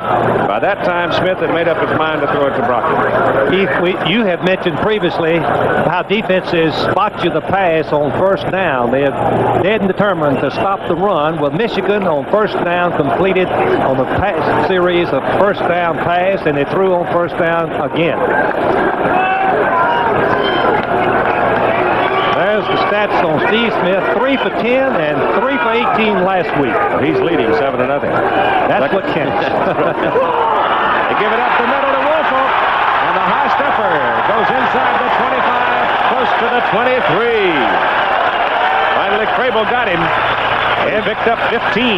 Every offense needs a draw play. By draw, we mean fake, pass, and run. And he takes the ball back, and watch Smith continue his fake like a pass. And look at the hole, the opening there by Marinsky and Becker. And look at the high step in Wolfel. Dixon had a big block in there, too, the center. He just drove the Notre Dame man right out of the play. First down. Ball near the Irish 23. Smith getting some heat, goes for the corner. Carter's over there. Great play by Krim. Carter got his hands on it, but Johnny Krim stripped it away from him. John Krim is one of the finest defensive backs you'll see. He's been a 3-year starter. He's a heady performer, and he's got the assignment one-on-one. Believe it or not, watch him play Carter and watch the wrestling and the efforts that both of them make to catch this ball. Watch it. The ball's up in the air. Krim times it perfectly. His big right hand knocks the pass down. Just a sensational play. I don't want to cover Carter one-to-one, Keith. No, sir. Second down and 10. Smith sets it up, goes over the middle with it. Intercepted by Krim. He deflected it and intercepted it. Another great play by John Krim. That was a sensational play because one of the toughest things to do is cover Carter across the middle. Watch Krim. He was out of his back pedal, but he had enough quickness to cut. And look at his confidence. He juggles the ball, but he's got enough breeze. Watch him catch that ball. 7-0 Michigan with 37 seconds to play in the first half. The Irish have the ball. These are America's top gymnasts. Who among them will qualify to compete in the World Championships? Find out next. Plus, the Southern 500 stock car race. ABC's Wide World of Sports is next. Just 37 ticks remaining on the clock in the first half. Steve Davis with us. He'll be talking to the leading coach when this first half expires. First down for the Irish. The ball is back at their 18. The interception by Krim. They keep it on the ground, stay inside with it with Tony Hunter running out of a full house, getting it up across the 20 to the 21. I'm pretty sure that when Tony went to Notre Dame, he didn't realize that one of these days he was going to be carrying the ball from a tailback position. No, this is a new position, and I'm surprised they're giving it to him that much with Morarity and Bell and Carter. I would use Hunter more as a blocker and as a quick pass receiver over the linebackers and around the linebacker area. Second down, long 7, and that's going to be the end of the first half. So, we've played 30 minutes of football for better than 105,000 people here in Ann Arbor. And the Michigan Wolverines are leading the Irish of Notre Dame by a score of 7-0. Here is Steve Davis. It's Coach Bo Schembechler. Coach, you've got to be happy with the intensity of your football team. A little bit different than last week. Well, yes, we're playing better football, but I'm disappointed we lost the field goal and the opportunity down here just for the half. Those two, we could have got points on the board there. We'd be looking a lot better than just 7-point lead. Steve Smith still having a little problem getting his confidence. Well, I don't think it's his confidence. You know, he's a little uncertain, but you can tell there's raw talent there. He's eventually going to be a great quarterback. Thanks, Coach. Who says you're such a mean man? You're not tough at all. We're at halftime. NCAA football, Notre Dame, Michigan will continue after this commercial message and a word about an upcoming show on ABC. The score at halftime in Ann Arbor is University of Michigan 7 and the Fighting Irish of Notre Dame no score. Fireman's Fund Flashback is brought to you by Fireman's Fund Insurance. And Fireman's Fund Insurance is brought to you by an independent agent near you. Well, his given name is Glenn, but everybody calls him Bo. And when he came out of Miami, Ohio, the cradle of coaches in 1969, he quickly restored Michigan to football prominence. And a long time ago, they quit going around saying, Bo who?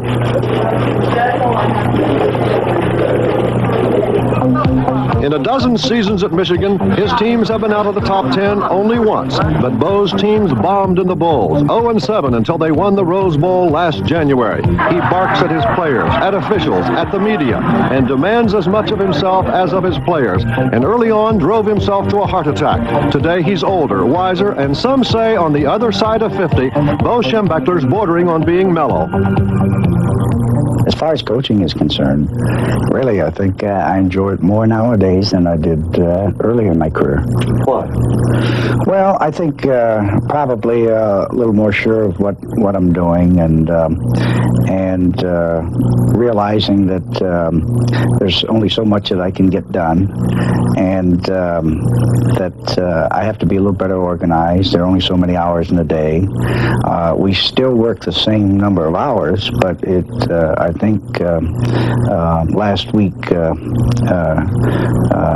not counting, we're getting more done. The Badgers hadn't beaten Michigan since '62, hadn't scored a point in the last 4 games until Cole and Williams hooked up on a screen pass. Wisconsin prevailed 21-14. It always bugged Bo that Michigan often lost its last game because he had all winter to brood. Losing the opener was awful too, but left no time to pout. He had to get ready for Notre Dame. When we were #1 in the nation before we went into the Wisconsin game, our goal was to win the Big Ten championship in the Rose Bowl. Now, we did say, as a third goal, that we would like to win 12 games, one at a time. And we played the first one, and we played miserably. And we were not nearly the team that everybody thought we were.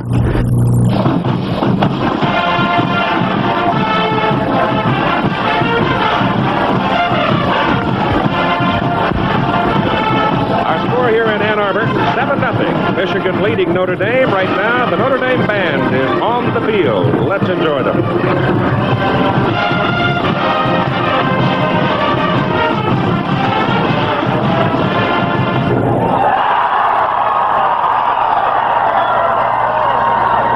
And hope nobody gets hurt. Quick organization.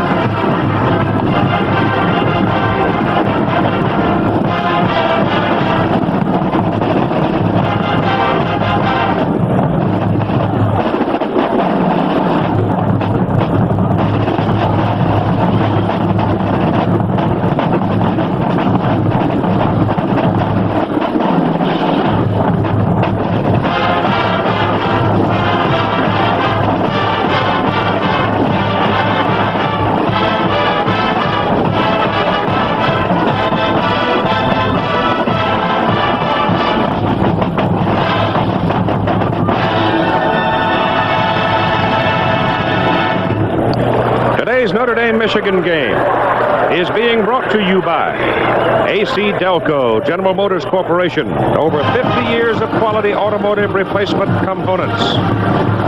By the smokeless tobaccos, Gold, Copenhagen, and Happy Days, enjoyed by millions of guys for tobacco pleasure without smoking. By Anheuser-Busch St. Louis, brewers of Michelob. Put a little weekend in your week. And by Owens Corning Fiberglass Corporation, makers of fine fiberglass products for consumers and industry, including pink fiberglass insulation for your home.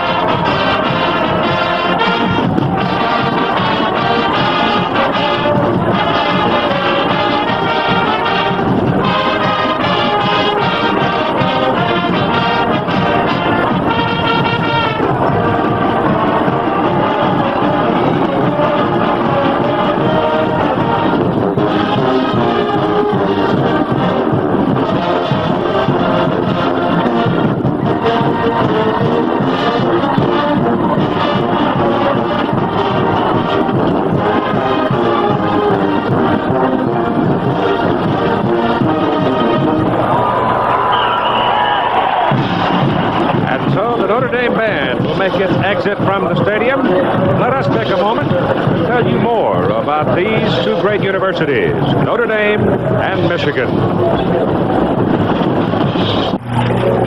Down at Clemson, South Carolina, Georgia is struggling not to become this week's big upset victim. The fourth-ranked Bulldogs, behind 10-0 at halftime, now trail 13-3 with most of the fourth quarter still to go. As I mentioned before, Herschel Walker fumbled twice in the first half. That helped put Georgia in the hole. A total of 6 turnovers in the first half, and with most of the fourth quarter still to go, Clemson, which beat Georgia everywhere but on the scoreboard last year, leads 13-3. David, what's happening to Alabama? Well, the Tide still doesn't have its offense going, Jimmy, but Peter Kim has kicked 3 field goals, and in the third period now, Bear Branch Crimson Tide leading Kentucky by a score of 9-0. Now, Nebraska last week had only 150 yards rushing against Iowa. Well, the Cornhuskers got more than that in the first period, leading Florida State 10-0 with 10:52 to play in the second period. Seibel a field goal, Mason the touchdown. Jim? We're going to be going back to Michigan and Notre Dame very shortly, but first we want to bring you up to date on the continuing television brouhaha in college football. Yesterday was the deadline for the 61 member schools of the College Football Association to declare whether they plan to participate for the next 4 years in the television agreement between the CFA and NBC. ABC Sports canvassed the 61 universities involved, and with only a few scattered exceptions, they have notified the CFA that they will delay consideration of television contracts until after the NCAA Special Convention meets in St. Louis, December 3rd and 4th. The subject of that special convention, reorganization of Division I to give the big football schools more control of their own affairs. That is one of 2 concerns CFA schools must be taken care of in order for them to continue working within the NCAA. The other is property rights, the contention of the CFA schools that they are entitled to individual control of the rights to televise their football games. Toward a settlement of that issue, 3 CFA schools filed lawsuits against the NCAA this past week. The University of Texas in a state court in Austin, the University of Oklahoma jointly with the University of Georgia in a federal court in Oklahoma City. Both courts have restrained the NCAA from threatening disciplinary action against CFA schools in what the federal judge characterized as, quote, a family dispute. In another development, the Pac-10, whose schools have never been members of the CFA, went on record in a telegram from the president of USC to the president of the NCAA as being in favor of, quote, a special meeting to consider changes in the governance of the association. The bottom line is this: the schools have made it clear they won't make television commitments until after the NCAA has had one more crack at reorganization, a proposal it has voted down on 3 previous occasions. NBC announced today that despite the delay, their offer to the CFA will stand. Now let's go back to Keith Jackson in Ann Arbor, Michigan. We're at halftime here at Michigan Stadium in Ann Arbor with the Wolverines leading Notre Dame by a score of 7-0. And there were some moments in that first half that were pretty doggone exciting. Frank, let's start out, if we can, with a look at the fake field goal. And when Notre Dame is down there with a very good opportunity to get themselves on the board with 3 points, they go with Condini trying to throw the football to Tony Hunter. You would ask, why would they pull such a play? You have to believe the scouting report said that Michigan was vulnerable to it. You just wouldn't pull it out of the hat with a kicker like Harry Oliver, who's 18 for 23 last year. You have to know that Michigan was vulnerable to it, and you were willing to take the chance. And it would work if they'd thrown the ball a little bit better. Just threw it too high, and Tony could not regain his posture and fell down short of the goal line. So they came away empty on that. Anthony Carter is a man that we've talked a great deal about. He doesn't carry the ball or see the ball all that much, but when he does, I mean, you just flat hold your breath if you're on the other side of the fence. And this is the book play on Michigan's touchdown, and here's how it looks when it happens. Anthony Carter has the speed and the fakes and the deceptive moves to really go deep and catch the football. Here we're going to watch from the end zone, and if you look in the top corner, left corner of your screen, you're going to see number 26, Rod Bone, take 2 fakes. See his shoes? He took 2 fakes to the middle, and when he did, the Anthony Carter got in behind him for this long touchdown bomb and put Michigan ahead. Play went 71 yards, and it came right after they had tried to work a reverse pass with Carter throwing the ball, and Autry had messed it up for Notre Dame, but they came right back and hit the big one 71 yards. There were several moments, I thought, of individual brilliance in the first half on both sides of the field, but in particular, this play by Johnny Krim, a Notre Dame defenseman. And we see Carter isolated, and he's streaking for the end zone, putting some good moves on, but watch the play Krim makes. Coaches realize that defensive backs do not have to match speed with the receiver if they have awareness of knowing where the pass is going to be thrown and get the jump on the play, and that's what John Grimm just did. So we're at 7-0. What do you think about the second half? Well, Michigan defense dominated Notre Dame's offense in the second quarter, and that's a turnaround from last week. I think Notre Dame is going to have to put some offense together. They made 2 yards total in the second quarter. They look ineffective passing. They have not put anything really to hang their hat on running. They've got to straighten up and fly right and make some yards. Well, they're big enough to just play them head up, too, I think. Just take them on. You think so? Yeah. All right, we're at 7-0 halftime. Teams are planning the second half. But right now, the Michigan band is entertaining this 105,888 folks.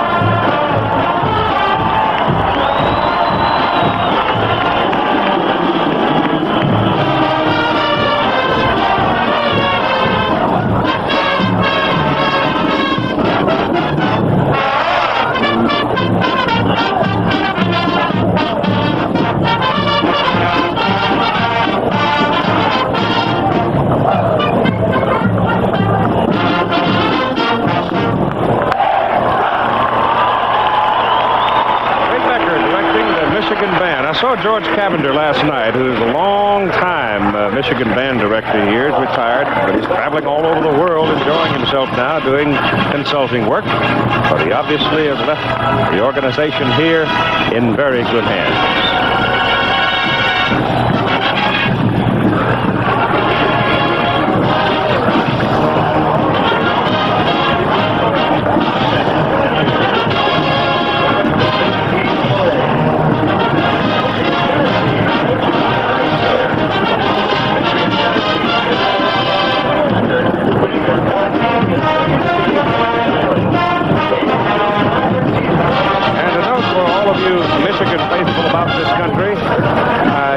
You to know that an old friend of yours and a man who is one of the most beloved personalities of this part of the country, the voice of the Wolverines for 36 years, Bob Ufer, who is surely one of the most enthusiastic broadcasters I think I've ever heard on radio for, as he puts it, Michigan football. Bob is off the microphone for the first time in 36 years this year, but he vows that he will overcome that which ails him and be back before this season is done. We certainly wish him well, because he is truly a colorful and great personality here at the University of Michigan.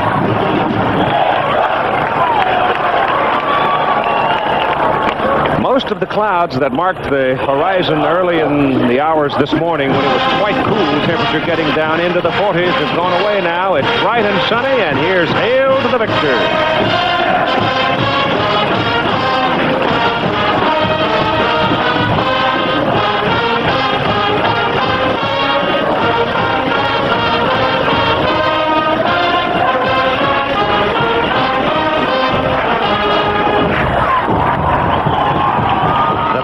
Teams ready to play. The band is off the field, and we'll have a half hour of head-hunting football for you in a moment. Both teams are now back. Michigan just coming out of the locker room. Notre Dame came out a few minutes ago and went over in the end zone over here and actually took some snaps and ran off some plays, trying to get their offensive act organized. I'm sure that was the primary thrust of their halftime conversation, and the numbers there at half will tell you why. Actually, Notre Dame only rushed for 2 yards in the second quarter. Michigan hit the bomb, and let's go down to Steve Davis right now. Coaches, either the Michigan awesome defense or you've had problems on offense that first half.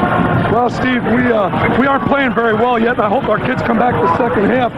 I tell you, we got the greatest kids in the world, and I think they'll come back. They're just super young men, and they work hard. We just haven't had things going our way, and Michigan's been playing great football, and we're going to have to try and stalemate them here. It just seems like the offense hasn't got the cohesion down. It doesn't seem like that the game plan's been established yet. Do you have that feeling? Well, we aren't moving the football, if that's what you mean. We got to move the football if we want to win this ball game. Coach, what did you tell them at halftime? Well, we got to play Notre Dame football. Okay. Keith? All right, Steve. Wind continues to blow in from the right side as you look at it, from the right side of your television screen. It's just absolutely blowing straight right to left. So whoever has the football working from that end of the field, the right side, is going to have the advantage of the wind. There's a scoring summary. It was Smith to Carter, 71-yard pass run play. Haji Sheik's kick was good. He had missed a short field goal of 31 yards, missed that opportunity in the first quarter. So that's where we are, 7-0 at halftime. And Michigan's going to kick it off now with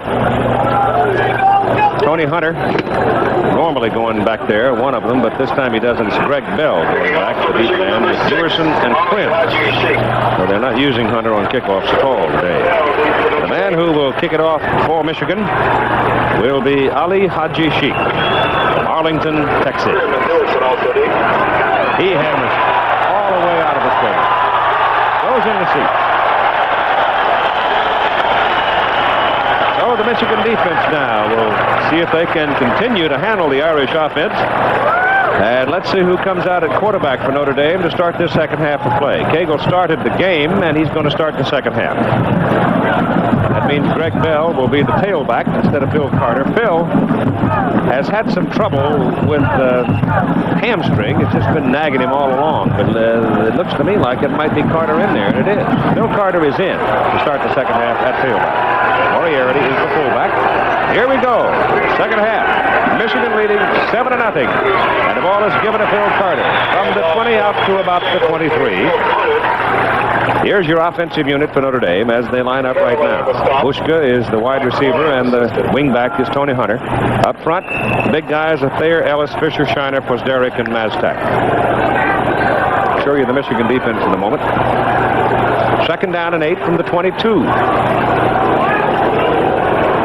Michigan showing right now a four-man front as they move around. Now the linebacker on the outside comes up to make it a five-man front. And Cagle looking to throw it.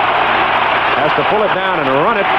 And they get him short of the 30, at about the 29. Keith Bostic, the strong safety, number 13, first man to make contact with him. Tony Osmond is playing nose guard and tackle, 254-pound senior. Caraway is a 230-pound junior. Cedric Coles, a 237-pound junior. Linebackers are Robert Thompson, 219. Paul Gergash, a 210-pound junior. Mike Boren, a 217-pound junior. And Ben Needham, a 215-pound senior. Third down and 1 for Notre Dame at their 29. They give it to Carter. Carter can't get it. Carter can't get it as Mike Boren makes another great play, number 40. Boy, he has been so obvious all day in the Michigan defense. It was a sensational play because he read the play immediately and he fired his gun, as we say, and made contact in the Notre Dame backfield.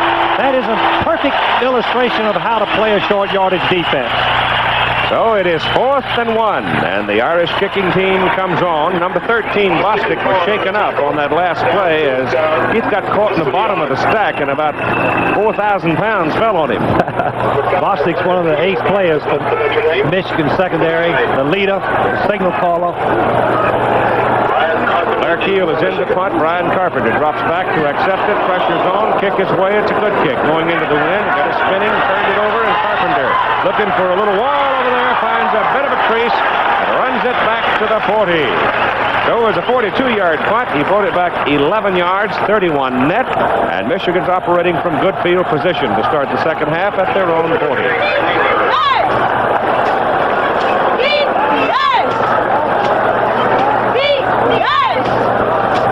13-12 to go in the third quarter, and Steve Smith comes out with a play from the sidelines to join the huddle for the Wolverines.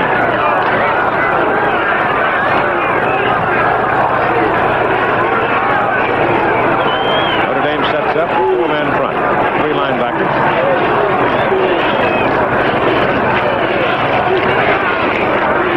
Keep it on the ground.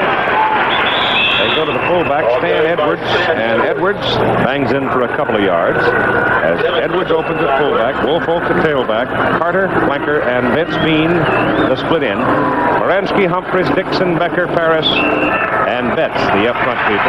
Stephon Humphreys, interesting young man for me, fine student, studying, plans to go into medicine, I understand, here at Michigan. But his dad, Thornton Humphreys, used to play basketball for Seattle University back in my younger days when I was out that part of the country beginning a career. That was a long time ago, wasn't it, Thornton? Pitch is outside to Woolfolk, and he takes a whack from John Trim. So Trim comes up with another fine defensive play as he stopped him. Otherwise, he might have been long gone. Kevin Griffith is playing defensive end, 240-pound senior. Tom Bach, a 255-pound tackle. Joe Gremke, a 245-pound tackle. And Big Pat Kramer, a 250-pound defensive end this year. Played tackle last year. Bobby Crable, linebacker, All-American, as we told you. Mark Spagnon, fine football player there as well. And Joe Rudzinski, your other linebacker, junior out of Farmington, Michigan. It is 3rd down and 4 for Steve Smith. He's going for Carter, and it's incomplete. And Dewerson knocks it down.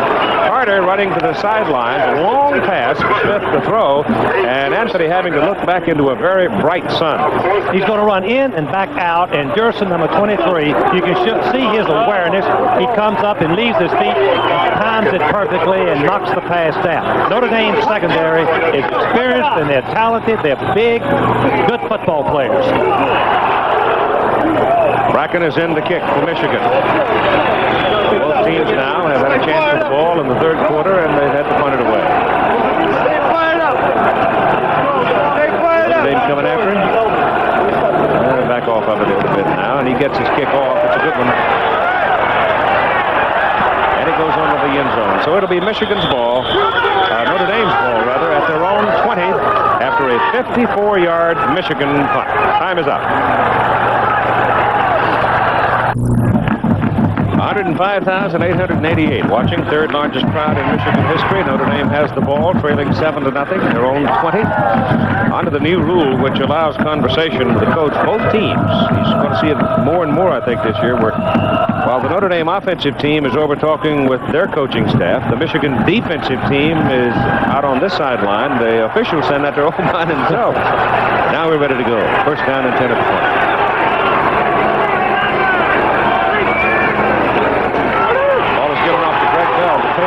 Bell is out around the 26-27 before Boren leads the Michigan tacklers. So that number 40 is having a day.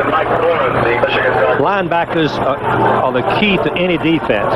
You can see him take on the blocker on this particular one, and Shiner, number 74, is 6'8". He has to give a little ground, but he goes out and assists in the tackle. Give him 6, call it 2nd down, short 4.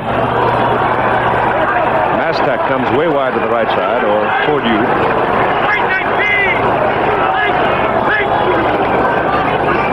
Well, look out for the option pass. Hunter puts it in the air. Mastak's back there, and it's intercepted by Bostic. Bostic looked at Mastak coming downfield and then turned to pick up the ball, and it was right in his hand. So that's the 2nd time that Notre Dame's gone to trickery, and it's backfired. Well, you can see that Hunter doesn't make too much of a fake. He throws the ball right to the defense.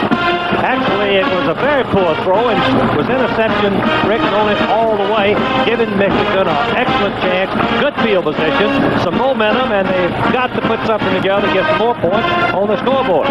Tonight it's going to go right down the wire. 10:58 to play in the 3rd quarter. Keith Jackson, Frank Broyles, and Steve Davis here at Ann Arbor, Michigan Stadium, and Steve Smith hands the ball to Butch Woolfolk. And Woolfolk penetrates it. He got just enough help over there, and he blew it out for about 5 yards. Now we go to New York. Final score in from Clemson, South Carolina, and the first big upset of this week has taken place. 4th-ranked Georgia falls to Clemson 13-3. Write the Bulldogs' epitaph with 9 turnovers, 5 interceptions, and 4 fumbles. Walker not a factor in the 2nd half as Georgia had to throw to try to catch up. Now back to Ann Arbor. Made the interception to give Michigan the ball. Woolfolk picked up 8 on that carry, and Butch totaling 77 on 13 carries so far. Stan Edwards there trying for the 1st down. He's close to it. Bob Claspy, number 91, the tackle for Notre Dame. Notre Dame now with Claspy, Marshall, Autry, and Liebenstein along the defensive front, and it is a 1st down for Stanley Edwards. I think we should mention that Notre Dame is playing 2 sets of defensive linemen. This is their young group. Their starters were all seniors. This is the group that has mostly sophomores. Played 42 of them in the first half, so he's using a lot of people. Carolina sure scoring a lot of points this year. Nick Crumb's a good football coach, got a good team. First down at the Notre Dame 42 for Michigan. Hand it off to Edwards again, and Stan running in traffic. Hits down to inside the 38. Kurt Becker, big old guard. He gets in behind him, and it just hangs on to his coat tail, and away they go. Alabama 9-3 over Kentucky in the fourth quarter. I think everybody expected that Fran Kersey was going to have a competitive team. You see Georgia Tech now dropping off to a 14-point deficit to the Florida Gators, who apparently are getting their show together down in Gainesville today. Ivy League folks getting underway this afternoon. 9:20 to go now as Michigan has it. Second down and 6. Woolfolk, the tailback. Great speed. Inside the 30 to 34, where Crable rolls him out of bounds. Bob Crable. When we speak of speed for a linebacker and how valuable it can be, because Woolfolk runs about a 9.400, and watch Crable just go right out the line, and he knows where he's got to meet him, and he does, and knocks him out of bounds. And Michigan is looking at 3rd and short. 3rd and 3. Carter's the wide man out of the picture. Edwards, the fullback, and Stan has the first down to the Notre Dame 31. He's a junior. He played a lot as a freshman. He's just been a very steady, solid football player for Bo Schembechler here at Michigan. Good-looking young man, too. And he's a fine team player because he blocks every time he doesn't carry the football for Wolf at the tailback. Here comes the senior, experienced 4-down lineman, and the rookies go out of the game. Minnesota, look at here, leading Purdue 9-0 in the second quarter. Mississippi State and Vanderbilt. Vanderbilt won its opener this year. Missouri rolling it off. And Iowa State jumping on Iowa in the first quarter with 10 big points. Iowa having upset Nebraska last week at Iowa City. First down for the Wolverines. And it's the tailback Woolfolk. Bunch is a big, angular sort of a fellow, and when he gets himself moving, he didn't have all that much of a hole, but he's a hard guy to tackle low. And he just momentumed his way right on down to 4. That describes it, and the coaches were telling me, Keith, that he's improving with every game. He's been able to gain a little more patience and a little more ability to read the blockers, which he did on that play. Wasn't much blocking, but he made a nice game. He got about 5 yards out of it. Ball was at the 26.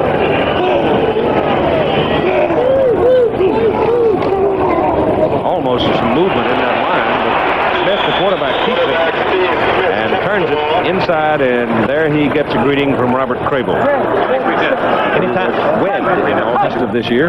Anytime there's Gary Faust from Mola High School. What a transition he's made. He's in the pressure cooker today, folks. Notre Dame football has always been center stage, but he has brought it even more so. Fine young man. Well, Michigan hides a ruffle, though. They've lost twice in a row now, successively, about 2 points. And Woolfolk puts with a big hole over the right side, makes it first down for Michigan at about the Irish 16. Just pure power on the right side behind Becker and Paris. Look at the blocking and watch when, and take notice that when Wolford gets to the line of scrimmage, there's no defensive people there, which means that those offensive linemen have done an excellent job of getting the surge that you need in situations like this. That was Muransky, 72 on the right side that time with Becker. It opened up that big hole. Muransky and Paris, the tackles flip-flop. First down for Michigan. Go back to Woolfolk. And Butch is caught behind the line of scrimmage and falls down just about where the ball was snapped. Guess who? Crable. Crable is all over the field. He has got a good read on the tailbacks, and he's mirrored them, which means he's going right with them. Watch him turn Woolfolk to the outside. Woolfolk makes the mistake of going sideways, and that really helps the tackler, and Crable tackles him for no gain. Humphreys trying to hang on to Crable and keep him off of his ball carrier, but he couldn't do it. Second down and 10. Boren comes up now. He's going to blitz. And they pick him up, and the pass complete to Carter. Carter shakes one, gets away from another. Touchdown, Michigan!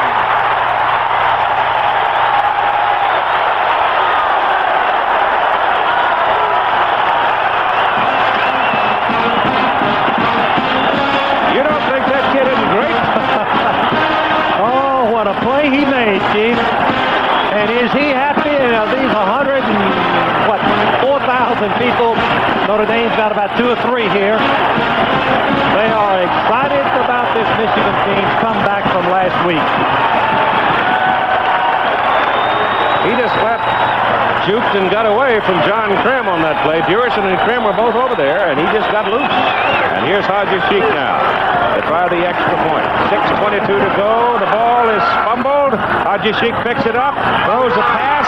It is caught by Woolfolk, but he can't get to the end zone, and the ball got away. It was a bad snap. It was an excellent throw. First, let's give Smith some credit because he rifled the ball, fires it right in there, but we all had the feeling up here, Keith, that sooner or later, John Krim would make a mistake. He's so far off of Carter that Carter has time to dodge him and just walk in for the touchdown, and that's why, right there, Coach Jim Beckler says that this young man, number 1, Anthony Carter, 21 touchdowns in 2 years, this is his second one today, is the most explosive, exciting football player that he has ever coached.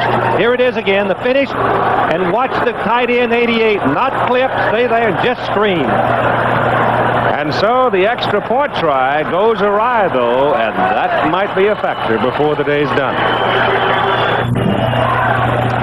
The shadow of the Goodyear blimp sliding across the field there as Michigan gets ready to kick off to Notre Dame with Durison, Krim, and Bell, the deep people. Bell is number 28 in the middle. Haji-Sheik will kick it off. 13-0 Wolverines, and he knocks it on out of the end zone, or deep in the end zone. No return there. Let's go back to the Carter isolated shot of Anthony as he scores the touchdown. As you watch it, let's look at some of Carter's records. He is already approaching all of the Michigan records. He is leading for yards per catch average in America, an all-time NCAA record right now. Now the extra point try here. Sweeney is the snapper. B.J. Dickey, the holder, wasn't even looking. No. Right inside of the head. Keith, I don't understand it because usually the system is that the holder tells him when to snap the ball. Something went wrong. Here's Mike Boren, number 40 again, making the play on the Notre Dame tailback, Greg Bell. What a day Boren's had. Isn't he having a great day? He's having fun out there because Notre Dame is not running anything complicated. It's just handoffs and a few pitches, and he can read the play. He can follow the fullback, and watch what he does. He fires. He shoots his gun. He doesn't hesitate. He crosses the line of scrimmage when he saw the crease, and he was finally able to tackle Bell for the loss. Lost back to the 17, where it is second down and 13. The ball is given off to Greg Bell, and Bell lunges up across the 20 to the 21. So they're looking at 3rd and long. Now let's see if the Michigan defense shifts a little bit and brings in the extra back. Nope, guess not. Kentucky in the 4th quarter has gone ahead of Alabama 10-9. John Robinson made a great statement. Everybody looks 7-4 to him. I thought that was classic by Southern Cal's John Robinson. 3rd and long. 3rd and 8. Blair Keel throws the pass. It is incomplete. Notre Dame trying to get the ball to Tony Hunter. Hunter was covered like a blanket by the outside linebacker Ben Needham. The crowd is roaring for the Michigan defense, and Notre Dame's going to have to kick it and give Michigan field position again. You can see that Michigan has the Hunter coming out of the backfield covered all the way as Needham, number 97, makes the play. But the thing is, you cannot concede Michigan no passing and try to run against them and win the ball game. No, sir, you can't. Historically, you can't do that. You've got to mix up some passing. They got an 8-man front, trying to put some pressure on the kicker, Keel. Low line drive kick. Goes right to Carpenter. Gets a little block. No, sir. Fine. open field tackle back there by John Sweeney, the backup fullback. 40-yard punt on the play with 4:55 to go in the third quarter. Michigan leading 13-0. Next week, we'll have regional games for you. They'll be announced early of next week, followed by, on most of these ABC stations, the Oklahoma Sooners and the Southern California Trojans from Los Angeles. Oklahoma and Southern Cal are two of the most offensive-minded football teams in college football. It will be some matchup. I'm really looking forward to that one. That's going to be fun for me for two reasons. One of them, I can drive to work. Lawrence Ricks is the tailback now for Michigan. Stanley Edwards, the fullback, has the ball, and he moves it from the 43 up across the 45. One thing that was noticeable on that run, Keith, is when Ricks turned inside, he protected the football. The first thing and only thing that they don't want is a fumble. Ball just outside the 45, close to the 46. Call it 3, make it second down 7. Get back in there, get back in there. Give it to Ricks this time. And Lawrence to midfield. So they'll look at 3rd and 2. This is the same strategy that Michigan used on the last possession when they moved into the touchdown. Power running, Keith, right up the middle, using those big, all Big Ten blockers that they've got, getting a little more movement than they did in the first half, gaining a little more yardage, keeping the chains moving down the field. And winding the clock. That is important. And Bo is saying faster, faster, faster. Option down the line. Smith, the quarterback. First down, Wolverines, Notre Dame 40.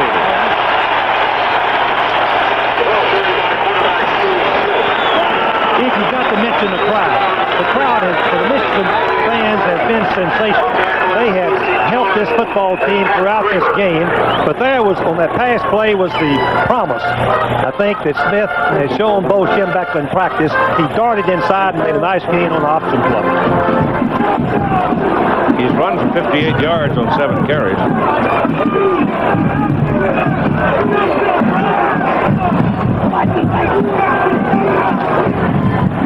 That's the tailback, Ricks, getting outside to the 30. That'll be very close to a first down, depending on where they put it. Looks like a first. It looked easy, but it wasn't, because one of the Notre Dame players blitzed, and Ricks had nowhere to go but to the outside. Keith, but he accelerated. Shows right there why he rushed for over 800 yards as a backup tailback or an alternate tailback last season. Butch will be gone. Butch is a senior, so Lawrence ought to have that job next year. He'll have enough experience to get the job done.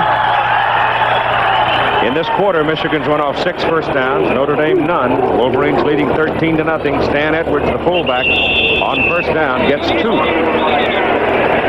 To recap the situation, Notre Dame in the second quarter only made 1 first down in 4 possessions. Don't believe they made a first down this quarter. None. Michigan defense has dominated the play. Notre Dame looks rattled on offense, have not been able to complete any passes, and haven't had much success running the ball. Second down and 8. Wolfel back at tailback.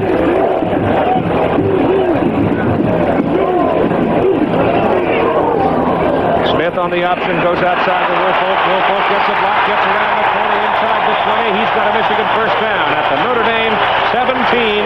Joe Johnson brought him down with help from John Trim. But the key block was made by the tight end, Norm Betts, blocking out the strong safety, opening up the crease for Wolfel to turn down the field. Butch now has gone 18 times with the ball today and picked up 104 yards, and Alabama gets a field goal from Peter Kim to regain the lead over Kentucky in the fourth quarter by 2. First down, Michigan. Notre Dame 17. Give it a Wolfel to tailback to the 15. Stacked up there by Pat Kramer. Particularly Kramer. Keith, have you noticed, and I know you have, that when you get to moving the ball on the ground, your yards get a little bit larger. The sizable gains begin to increase. You get the momentum, and the defensive team's intensity seems to lessen. Well, the story on the rushing in the ball game, Michigan has 212 yards. Notre Dame has only 63. There's an old adage, the team that rushes for the most yardage wins in college football about 90% of the time. Lawrence Ricks is the tailback, but Brooks will not get this time as Smith stays in the air, throws it, and it's almost intercepted by Stacy Torin. You've got a penalty flag thrown at the goal line. But I believe it's offensive interference. Might very well be. But the Notre Dame people reacting that way now may not go that way. Good. Extra flag. It's against Notre Dame. Defensive pass interference in the end zone. First down on the 1-yard line. First and goal to go, Michigan at the Notre Dame 1. And what a call that was. The Michigan players come up now over the ball, asking the crowd to quiet down. Smith sets him up out of the eye.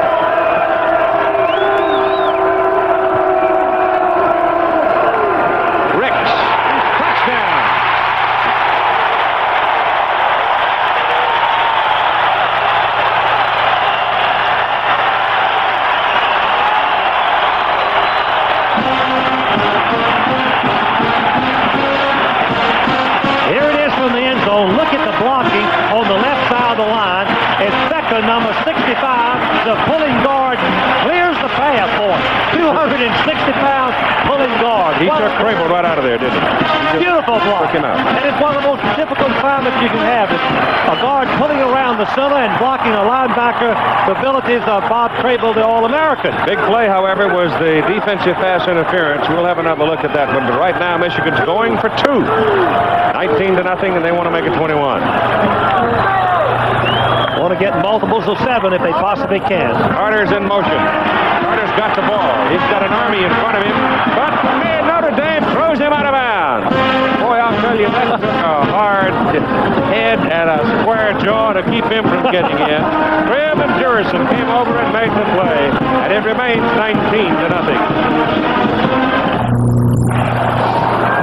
A minute 12 to play in the third quarter. Michigan's jumped out to a 19-0 lead. The numbers on the move there. The big play was a defensive pass interference call against Stacy Torin. Haji Sheik kicks it off. Bouncing around.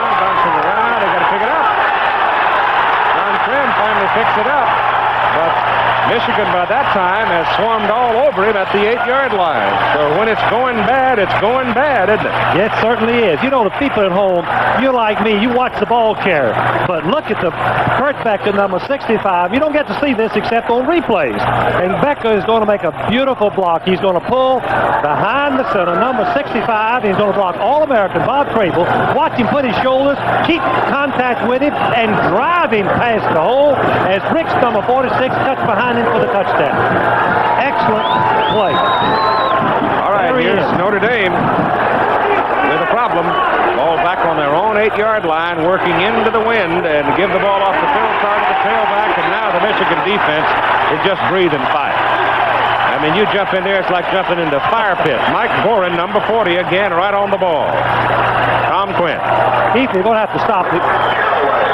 Illegal procedure. Notre Dame.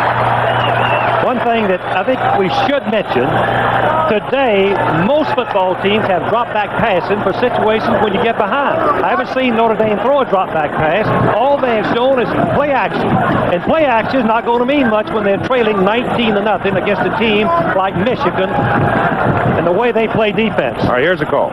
We have illegal motion. That's when outside of the siren. Snap. Second down. It's decline. That's how much confidence this Michigan defense has got going now. We don't want that. Just roll it over one more time. Make it second down. Now the situation heavily favors Michigan defense. If they should throw a pass, they'll be ready for it. They go to Carter, the tailback. Gets good blocking around the corner and runs the football out to about the 18. Again, Boren is right over there to make the defensive play for Michigan. We're talking about field position, and I know that's one of your favorite subjects when you start looking at what has happened to you in the ball game. But you go back to the beginning of the game, Notre Dame has started the 20, the 16, the 13, the 17, the 25, the 25, the 19, the 20, the 20, the 20, and the 8. That's not good field position. You keep field position by great defense, Keith, and that says what Michigan has done today. Might be the last play of the third quarter right here on 3rd down and 1. Tony Hunter has the ball trying to whistle for the first down, and he won't get it. Ben Needham, outside linebacker number 97, led the defensive charge for Michigan, and Notre Dame now has got to kick it away. So we played 3, and we'll continue after this commercial message and a word from our local station.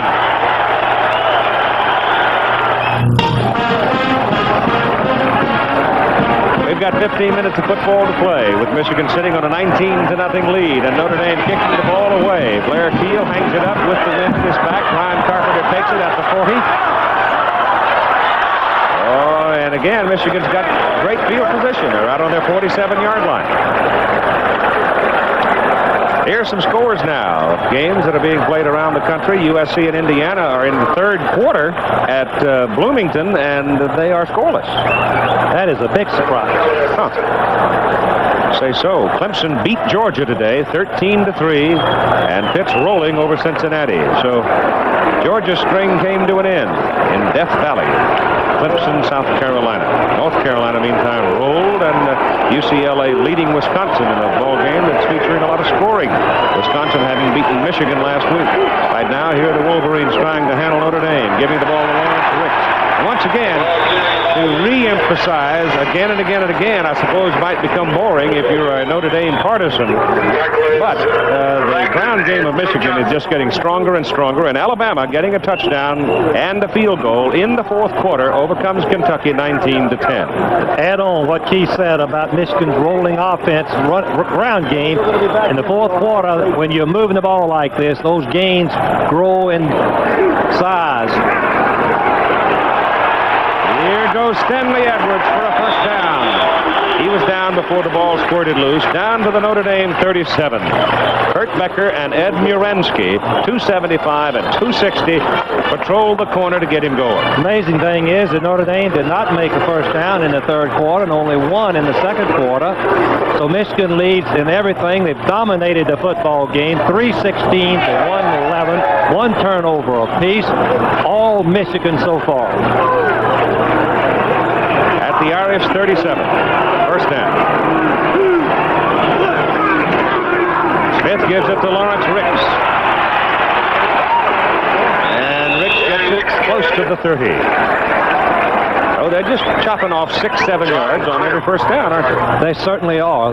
Both Jim Becker told me, he says, you can count on it. We're going to move the ball on the ground. I said that at the top of the show. And he has fulfilled that promise.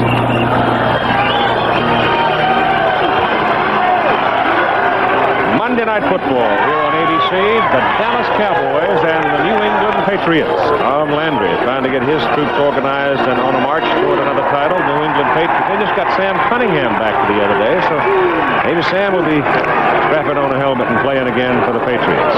Up the middle this time with it, and they're just short. It looks like they're short of the first down with Stan Edwards carrying.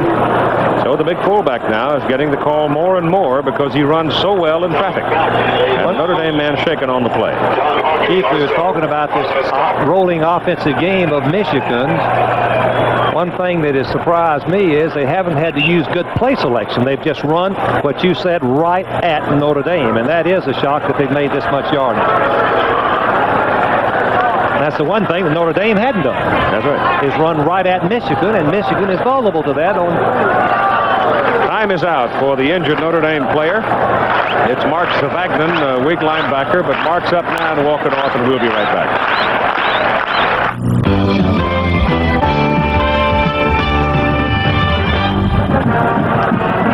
All right, a look at the campus, the stadium, the setting, and that's a lot of folks. 105,888. Most of them wearing the maize and blue of Michigan today and feeling mighty happy right now. 13 minutes and 5 seconds to play in a ball game. They have every right to feel happy because their team has played extremely well all across the board. Yet they were soundly whipped last week at Camp Randall Stadium by the Wisconsin Badgers. So it may be one of those years. What was Woody Hayes told Bo? You blew it, but he didn't blow this one so far. Nope. Third and a short yard. Give it to Woolfolk up the middle. And Butch is inside the 10 down to the 7. Make it the 6. That is acceleration. You're going to watch the blocking develop. You'll see it exactly as Woolfolk saw the big hole. Watch him make 27, missing, turning right down the field, running north and south. And the big thing I noticed was he covered the football when he got in traffic. Butch has now carried 20 times for 127 yards. He had 119 last Saturday. It's first down and goal to go from the 6. Smith on an option. Touchdown.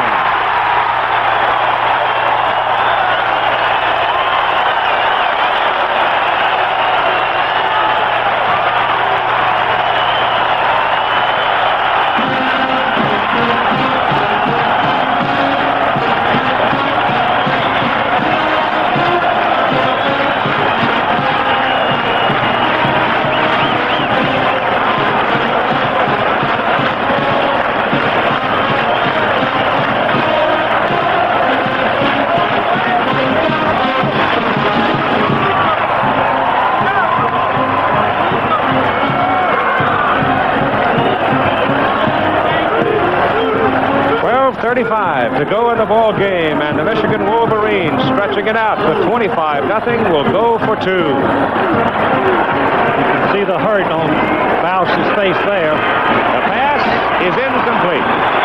Intercepted, as a matter of fact, by John Krim. There's a penalty flag thrown by the line judge. It's a tough assignment John Krim has, covering Anthony Carter man for man, inside, meaning he covers it inside, he covers it to the outside. Pass interference call there. Put it on the 1-yard line. Chief, on the last drive, as we listen to the call. We have pass interference on the try in the end zone by the defense on the 1-yard line. Let's see if we can see at the right corner of your screen. Krim puts his right hand and shoves Carter. That's automatic. When that official sees that arm come out, yes, and a pushing, whether really you make much contact or not, if it comes out there like that, you're going to get the flag. Keith, one thing was obvious, that Notre Dame's defensive intensity has lessened considerably as the holes that Michigan opened up on that last drive were just gaping. All right, the Wolverines will again go for 2, leading 25-0. Are you surprised? And it's a Woolfolk. Nope, he's going forward. Oh, he had him wide open, too. Craig Dunaway was just all alone. Smith threw it too soon. Same problem he had last week. But other than Steve Smith happy with his performance today in handling the club, Bo Schembechler, as we see it again, he's going to throw it too quick. He's Dunaway, number 82, is open in the secondary. In fact, he's wide open. But Bo Schembechler is going to be the happiest of them all because he needs that young man to get some confidence and the team get confidence in him, Keith. Now let's look at the touchdown on the option play. Number 16, he's just a sophomore. 3 out of 18 last week in the loss to Wisconsin. But he's gaining confidence right here. This is why Bo says his talent is there. All he needs is some experience as he bursts into the end zone for the touchdown. Now Michigan will kick it off to Notre Dame. The last time the Irish were shut out was 1978 by Missouri, 3-0. Haji Sheik hangs it high. It's picked up in the end zone, and they got to come out with it. And breaking to the outside and getting a good return for Notre Dame, number 24, Joe Howard. Took me a moment to find him. Look at the scoring drive. 6 plays, 53 yards on the ground. Shows you that they're averaging nearly 9 yards a try. A rush attempt. In college, when you get moving the ball on the ground, the fourth quarter comes around. Watch out. I've been on both sides of it, Keith. First down for the Irish out at the 23. Tim Cagle. Looking for somebody, finds a white shirt, throws and misses. Greg Bell, the tailback. Pretty good job in that defensive secondary for Michigan. Very talented. ABC's Wide World of Sports comes up next. We have the U.S. trials for the World Gymnastics Championships out of Fort Collins, Colorado. The women's competition will be live, and this is the meet that determines those who will compete in the Worlds in gymnastics, plus the Southern 500 stock car race, that old snake of a track down in Darlington, South Carolina. Ball is given off to the tailback, Bell. Bell is caught and wrestled down. What a face mask. I think with the face mask on Thompson. Robert Thompson, number 99, is the man who grabbed him. Bo Schembechler has one of, as we listen to the call. Yep. Bo Schembechler is one of the greatest football coaches of our time. I don't think there's any doubt about it. There's strong conviction of this and strong confirmation of this as we look at his record defensively as compared to last week. 439 yards by Wisconsin as they just rolled over Michigan. But look at what Michigan has done over the decade. Led the nation in scoring defense, rushing defense, and total defense. And that relates to winning any way you slice it. Notre Dame has picked up 30 yards in quarters 2, 3, and the 2 minutes and 45 seconds we played in the fourth. First down, though, on that face mask call at the 41 of Notre Dame. Irish have the ball, and Cagle looking to throw it, straight back with it. Goes to the sidelines, pass caught by Hunter. Tony Hunter goes up and makes a fine leaping catch, and the Irish have a first down at the 37. Tony Hunter, number 85. He played for Faust at Moeller High School. Delays a little bit. Finally gets outside the cornerback. Is even pushed outside of the boundary, but he can come back inside as long as he comes back immediately. Look at the hands, concentration. 6'5", Tony Hunter, completion. Well, he's 6'5", and Evan Cooper trying to defend this 5'11".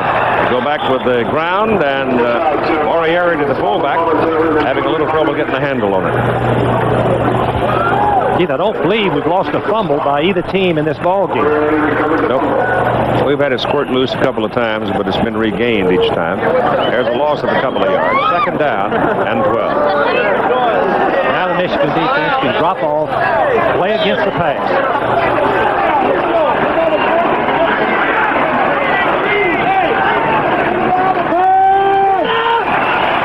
To throw short. Hunter to the 30, down to the 28. Short of a first down.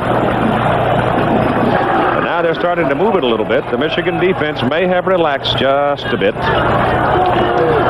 Code Red is a special movie presentation.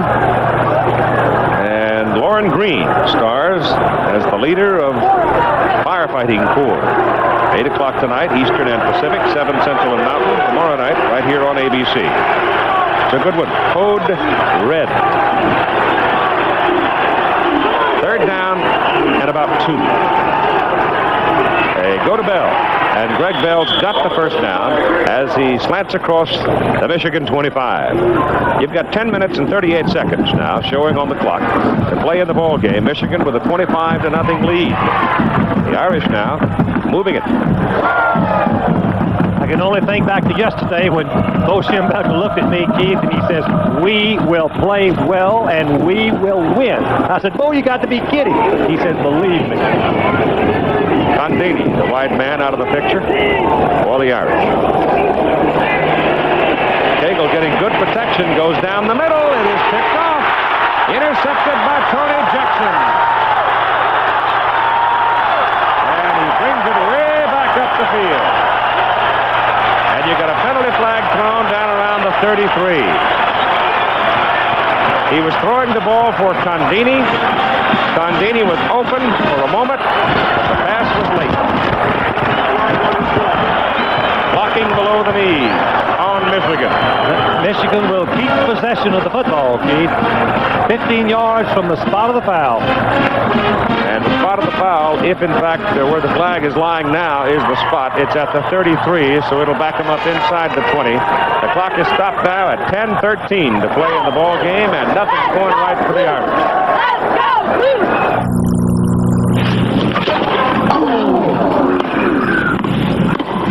Oh, he handles those tough shots so easily. I wish I could handle my bills as easily. My broker says I should switch some money into bonds with higher interest for more income. What does your broker say? Well, my broker's E.F. Hutton, and E.F. Hutton says... When E.F. Hutton talks, people listen.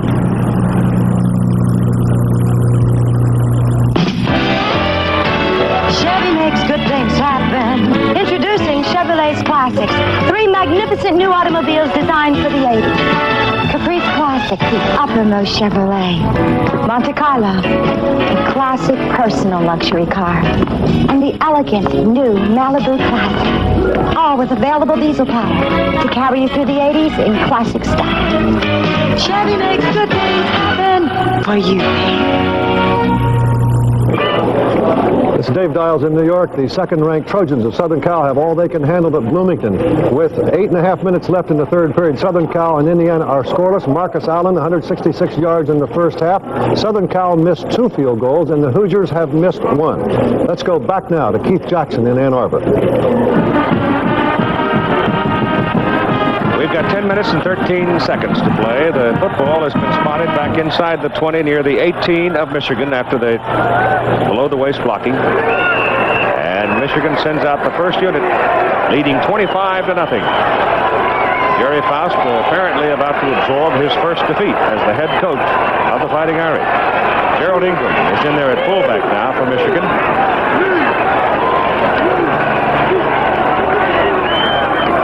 Goes to the tailback, and Butch Woolfolk is out to the 25 for 7. So once again, the Michigan ground game comes out and blows off 7 yards on first down.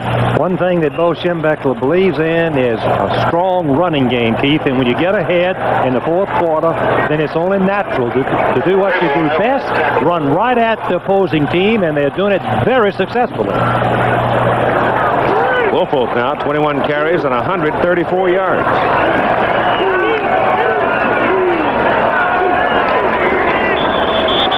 To the fullback, Ingram, and a penalty flag. Ball carried by Gerald. The game has been relatively free of penalties, though, for this early in the season. Dead ball. The legal procedure, 72 beats a snap. Big Ed, still anxious. Well, that says something for his competitiveness, Keith, to me.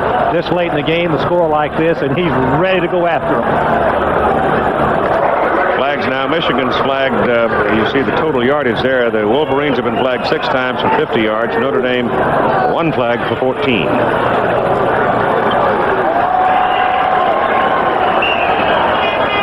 This is a different Michigan offense than last year with Wangler as quarterback. They threw more, no options.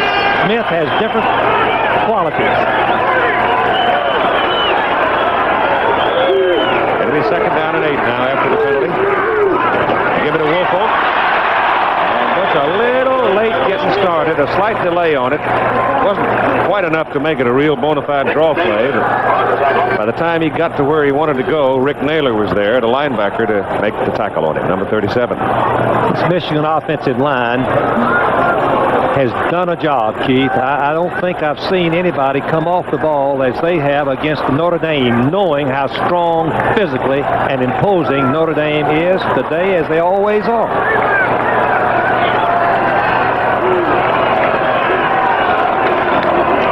Ball goes to Woolfolk. Again, you've got penalty flags. You may have a clip on that one. The flanker cracking back. Yes, it was Anthony Carter cracking back on the cornerback. Clipping, number 1. Coming back. Clipping against Michigan. Yeah, that's a big one.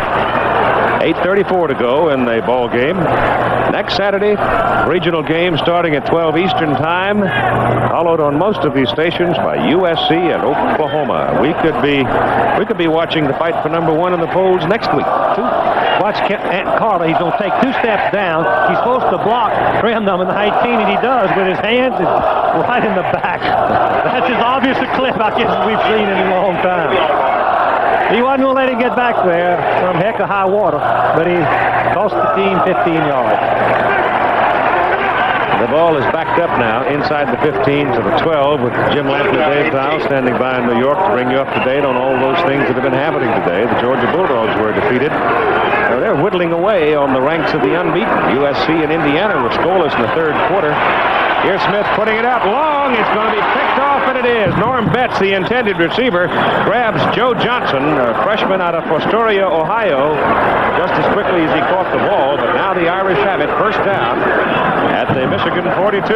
You can see Schembechler right on the sideline. He's got Smith, and he's telling him right now, don't throw the ball up to scramble. Take your loss, get rid of it. But he does. Watch it. He just throws it down the middle, lets it go, and it's an easy interception. Very easy. As you can see, the ball was thrown more to number 27. Johnson, yes, than it was to the receiver. So here's the hour. Let's make this the 41. It's closer there. Michigan 41. 8:20 to play. Cagle, the quarterback. Goes over the middle with it. He's got Tony Hunter wide open, and Hunter is inside the 10, down at the 6, maybe the 7. I think we should mention that Bo Schembechler still got his first team in the ball game. The score is 25-0, although Notre Dame is threatening. Here comes a couple of studs. That was an excellent throw. Perfect timing. Hunter wide open down the middle. Let's watch him get in behind the linebackers. Wide open. Bostic, number 13, shoved him. You can see how open he is because the safety men are playing way too deep. Jackson finally makes the play along with number 3, Body. First and goal to go from the 8 for Notre Dame. Cagle wants to put it up. Got some pressure. He gets it off. It is batted down. Intended for Hunter, and Gergash, inside linebacker, slapped it away. Cagle showed some skill just getting away from the rush and getting rid of the ball. Doug James at that middle guard spot was the man tormenting him. I wouldn't be surprised with what Doug James might not have won himself a job today as the middle guard, big sophomore from Louisville. Didn't play much last week. As Caraway played nose guard, Caraway has moved the tackle for this game. Second down and goal for the Irish at the Michigan 8.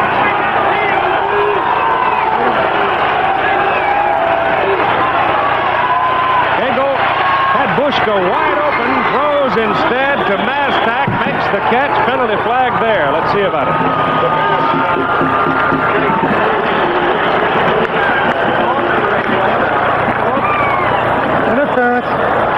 Touchdown, Notre Dame. One of the toughest passes to defend on the goal line is a tight end across. And Mastak, number 86, is going to work his way all the way across the grain, and he's going to be picked up over there, I think, by number 21, Cooper. Cooper got his hands on him a little bit. Touchdown completed, regardless, without the interference. He had Condini, rather Bushka it was, going across in the end zone, wide open, but by the time Tim was looking, he had to find a white shirt, and he saw his big tight end and drilled him.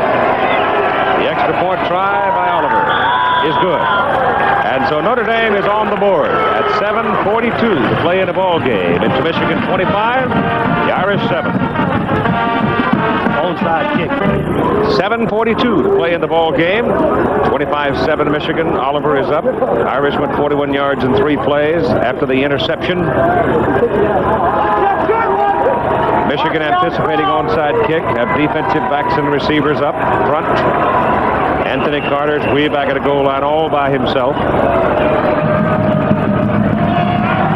Out, they kick it away. That's surprising. Carter at the 1. Oh, he was one block from see you later. Got him out to the 23. Keith, he showed the speed there. He outran everybody, as you said, and only one man stood between him and a touchdown, and he sprained his ankle a little bit. Anthony Carter. ABC's Wide World of Sports. Want to follow our football game. Gymnastics in the Southern 500. Gymnastics women's competition will be live out of Fort Collins, Colorado. That's where Colorado State University is located. Stark Arslanians football team. First down for Michigan. Handed off inside to Gerald Ingram. Cosby, big guy from Milton, Mass, makes the tackle for the Irish. And the clock now is running. I would think that Bo Schembechler will let his team walk back to the huddle, try to use as much of the 25 seconds as he possibly can, keep the ball on the ground, not give Notre Dame another break like they did on the previous possession, throwing for an easy interception down the middle to the safety man. Second down and 9 from the 24.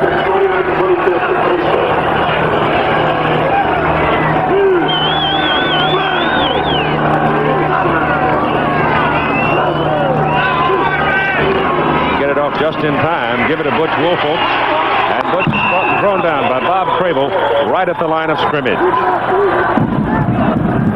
Here's an All-American right here, number 43. The reason he's an All-American is that he has range. He steps up thinking that the tailback, Woolfolk, is going to go right up the middle, but when Woolfolk breaks to the outside, you can see that he fights his way through traffic. That's what makes one of the things that makes him an All-American.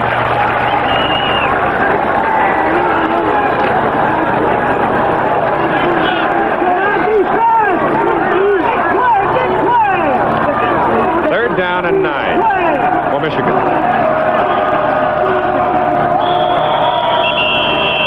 Carter's back in there. We've got a whistle stopping it. Exceeded the 25 seconds. Dead ball. Delay the game. Offense. 5 yards. 6:07 to play. Well, Nebraska, upset by Iowa last week, turns it on Florida State today out at Lincoln, 24-7.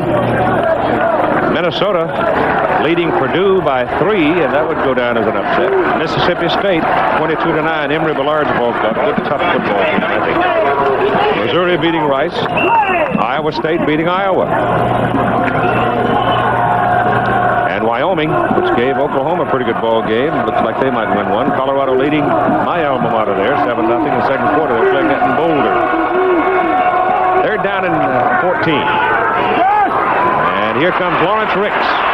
As they fake the reverse to Carter, Ricks keeps it and runs it up to about the 28, where Dave Dewirson cuts him down. A little bit of a gadget play and something that is a good decision to use in this situation. Use up a lot of time on the clock.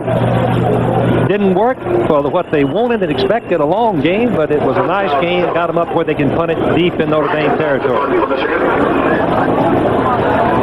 The last year has been a year of fantasy to a large degree for Jerry Faust. Moving from high school to the job he always dreamed about, winning his first game, number 1 in the polls. But reality has set in with some degree of harshness here this afternoon at Michigan Stadium in Ann Arbor.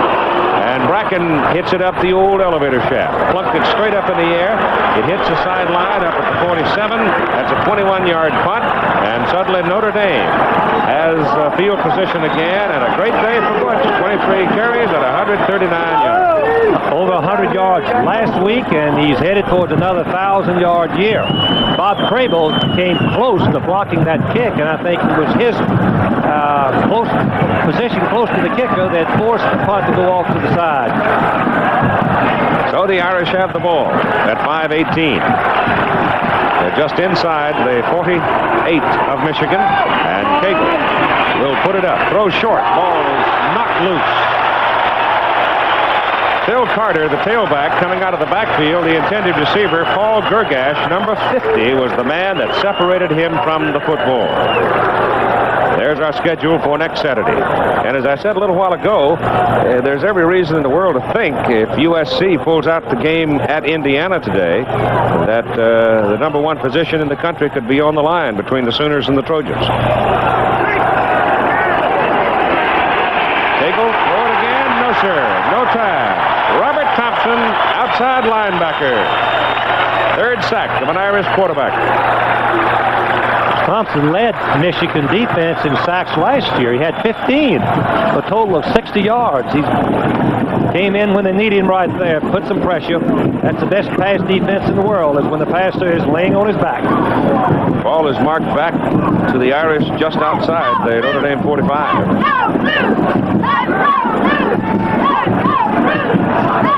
Looking at about 3rd and 17.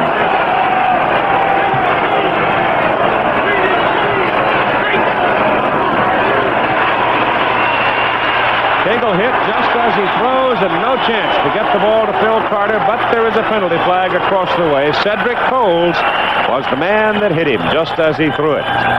Let's see about the penalty. We have motion on the offense.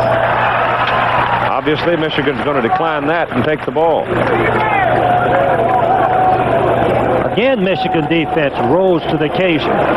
One thing that they traditionally can do in a tough situation, when they want to, they can play their best. Well, they have truly been terrific today. I really have. When you look at the field position chart, you know that the defense has been sensational.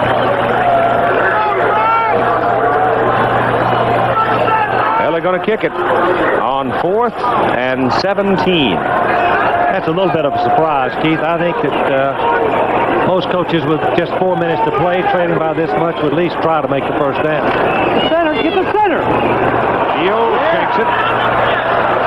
He shanked it bad. Michigan recovers it all the way back at the Notre Dame 48. That was a 2-yard punt. Timeout. At Bloomington, Indiana, Southern Cal has broken the scoring drought. Late in the third quarter, Marcus Allen scored on a 19-yard run to put the Trojans in front 7-0. Then early in the fourth quarter, a moment ago, Fred Crutcher scored on an 11-yard run. With still 13 minutes to go in the ballgame, it is now Southern Cal 14, Indiana nothing. Keith Jackson in Ann Arbor. I'm back in now. The first unit offensively, the big guys in the trenches. Moransky, Humphreys, Dixon, Becker, Parris, and Betts came off the field as a unit and got a standing ovation from the crowd. And they deserved it. They played sensational. Lawrence Ricks, the tailback, and he is caught by Bob Crable and thrown down for a loss. Back around the Michigan 48, loss of about 4. The most valuable players for today's ball game for Notre Dame, Bob Crable. Listen to this. He's had 15 solo tackles, 3 assist tackles, a total of 18 in the game so far. Mike Boren for Michigan, 8 unassisted tackles, 2 assisted tackles, a total of 10.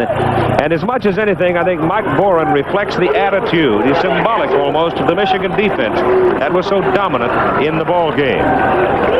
Very definitely an all-out player, Keith. So each of these, Ricks keeps the ball and busts loose. They thought they had him, and he just kept on churning and got away from a couple of tacklers. But in the name of Mike Boren and Robert Crable, the Universities of Michigan and Notre Dame will receive from Chevrolet $1,000 each for their General Scholarship Fund. Bob Lund, the president of the Chevrolet Motor Division, here with us today. Fun to see him again. Been a long time.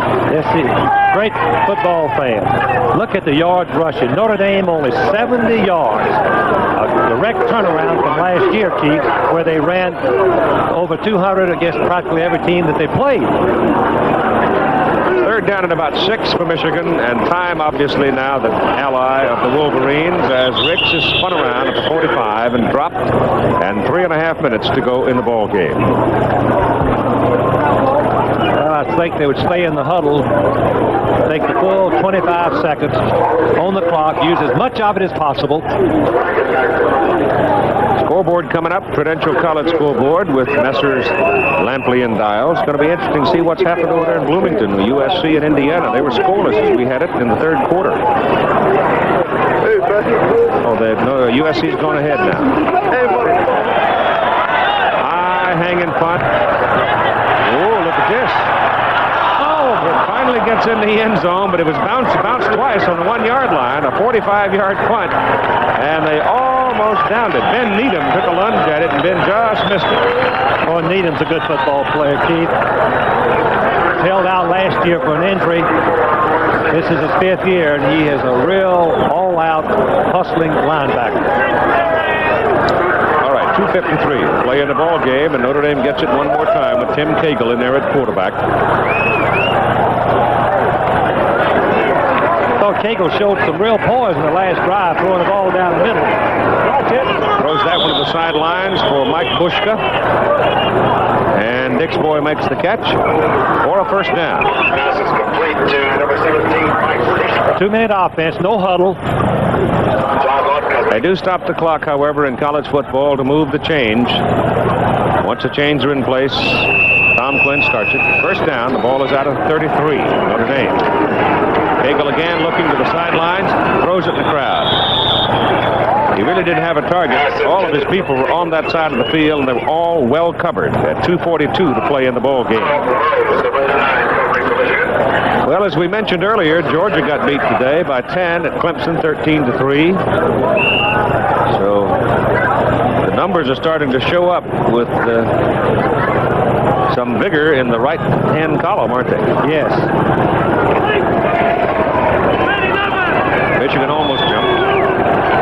Second down and 10, Cagle. He looks for Bell, goes short instead to Hunter. Hunter is wrestled down up on the 36. Gain on the play of about 3, maybe 4. Jim Herman, Jr. from Dearborn Heights, Michigan, made the tackle for the Wolverines, and you see the time running at 2:25. Cagle is now 8 out of 17 for 125 yards. Wants to stop the clock with a sideline play. Gets it over there to Condini. And Dave steps out of bounds, stopping the clock at 2:18. One thing that Bo Schembechler is good at is keeping the defense, keeping the offense contained in a situation like this. Make them throw the ball outside. That's a tough throw. Don't let them throw it down the middle for the big game.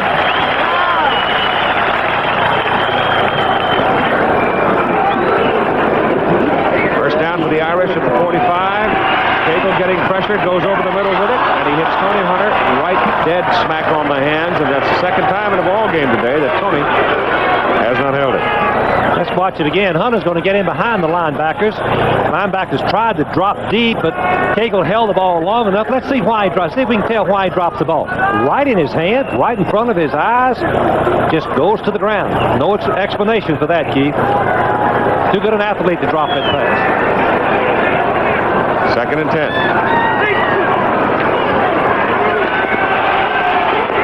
Want to set up a screen for the fullback Sweeney. Sweeney doesn't have anybody to help him, so John just works at it. He left him a path of would-be tacklers behind. He made 3 or 4 or 5 people miss it. Less than 2 minutes to play. So the Michigan Wolverines obviously have broken the string. They the left side of the line, the Notre Dame man on the left side jumped off. Got going too soon. Pete Buchanan in as the tight end. Pete moved too soon. So that's a procedure against Notre Dame. But 2 years ago, Michigan lost here 12-10 when Crable blocked a field goal try, if you remember that great play. 95, offside, offense. And then last year, Harry Oliver's dramatic last play 51-yard field goal for 29-27. Dan Devine is now down on the field, expressing, I am sure, knowing Dan Devine, sympathy for the circumstances. But Dan was up earlier today to visit with us. Fun to see him again. He looks rested. I told him he looks about 10 years younger after he got rid of the coaching responsibilities. Dan Devine had an outstanding career at both Missouri and Notre Dame. Time is out on the field. We've got 1 minute and 45 seconds left to play in the ball game, and Michigan has it in hand.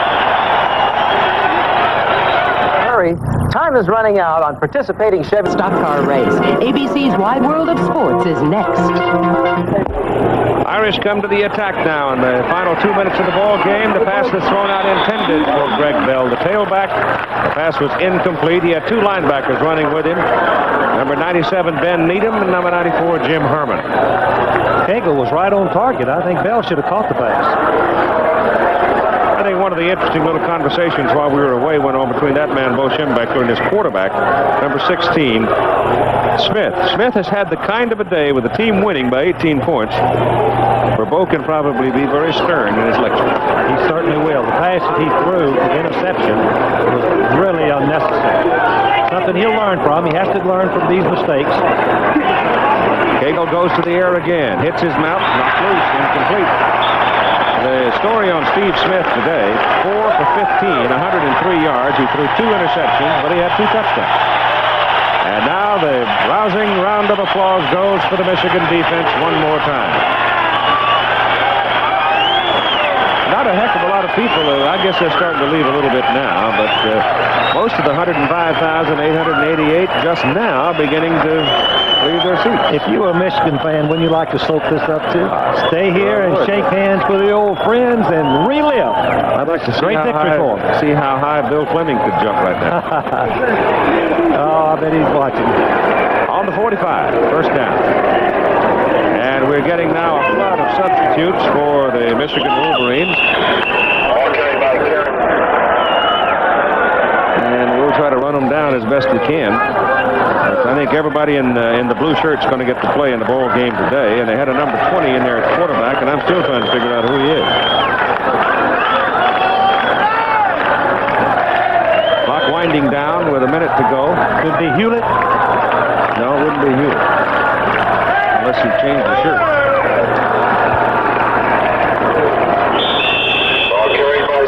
Starting this possession just inside the 45 and just grinding up the clock now. The executive producer of ABC Sports is Roone Arledge. Today's coverage produced here at Michigan Stadium by Chuck Howard and directed by Andy Sedaris. Our technical director is John Allen. Our associate director, Ben Harvey. Our technical manager, Bob Armbruster. Our unit manager, Steve Israel. Assistant producer, Garland Pete. Researcher, Jerry Klein. And our statistician, Mike Swanson. That's Brad Fisher, number 20 in the ball game. We finally found him. Brad Fisher. Well, they suited up 107. Might as well play as many as you can. Good for morale. Get them in the ball game. They can say they played against Notre Dame, even the walk-ons. That's right.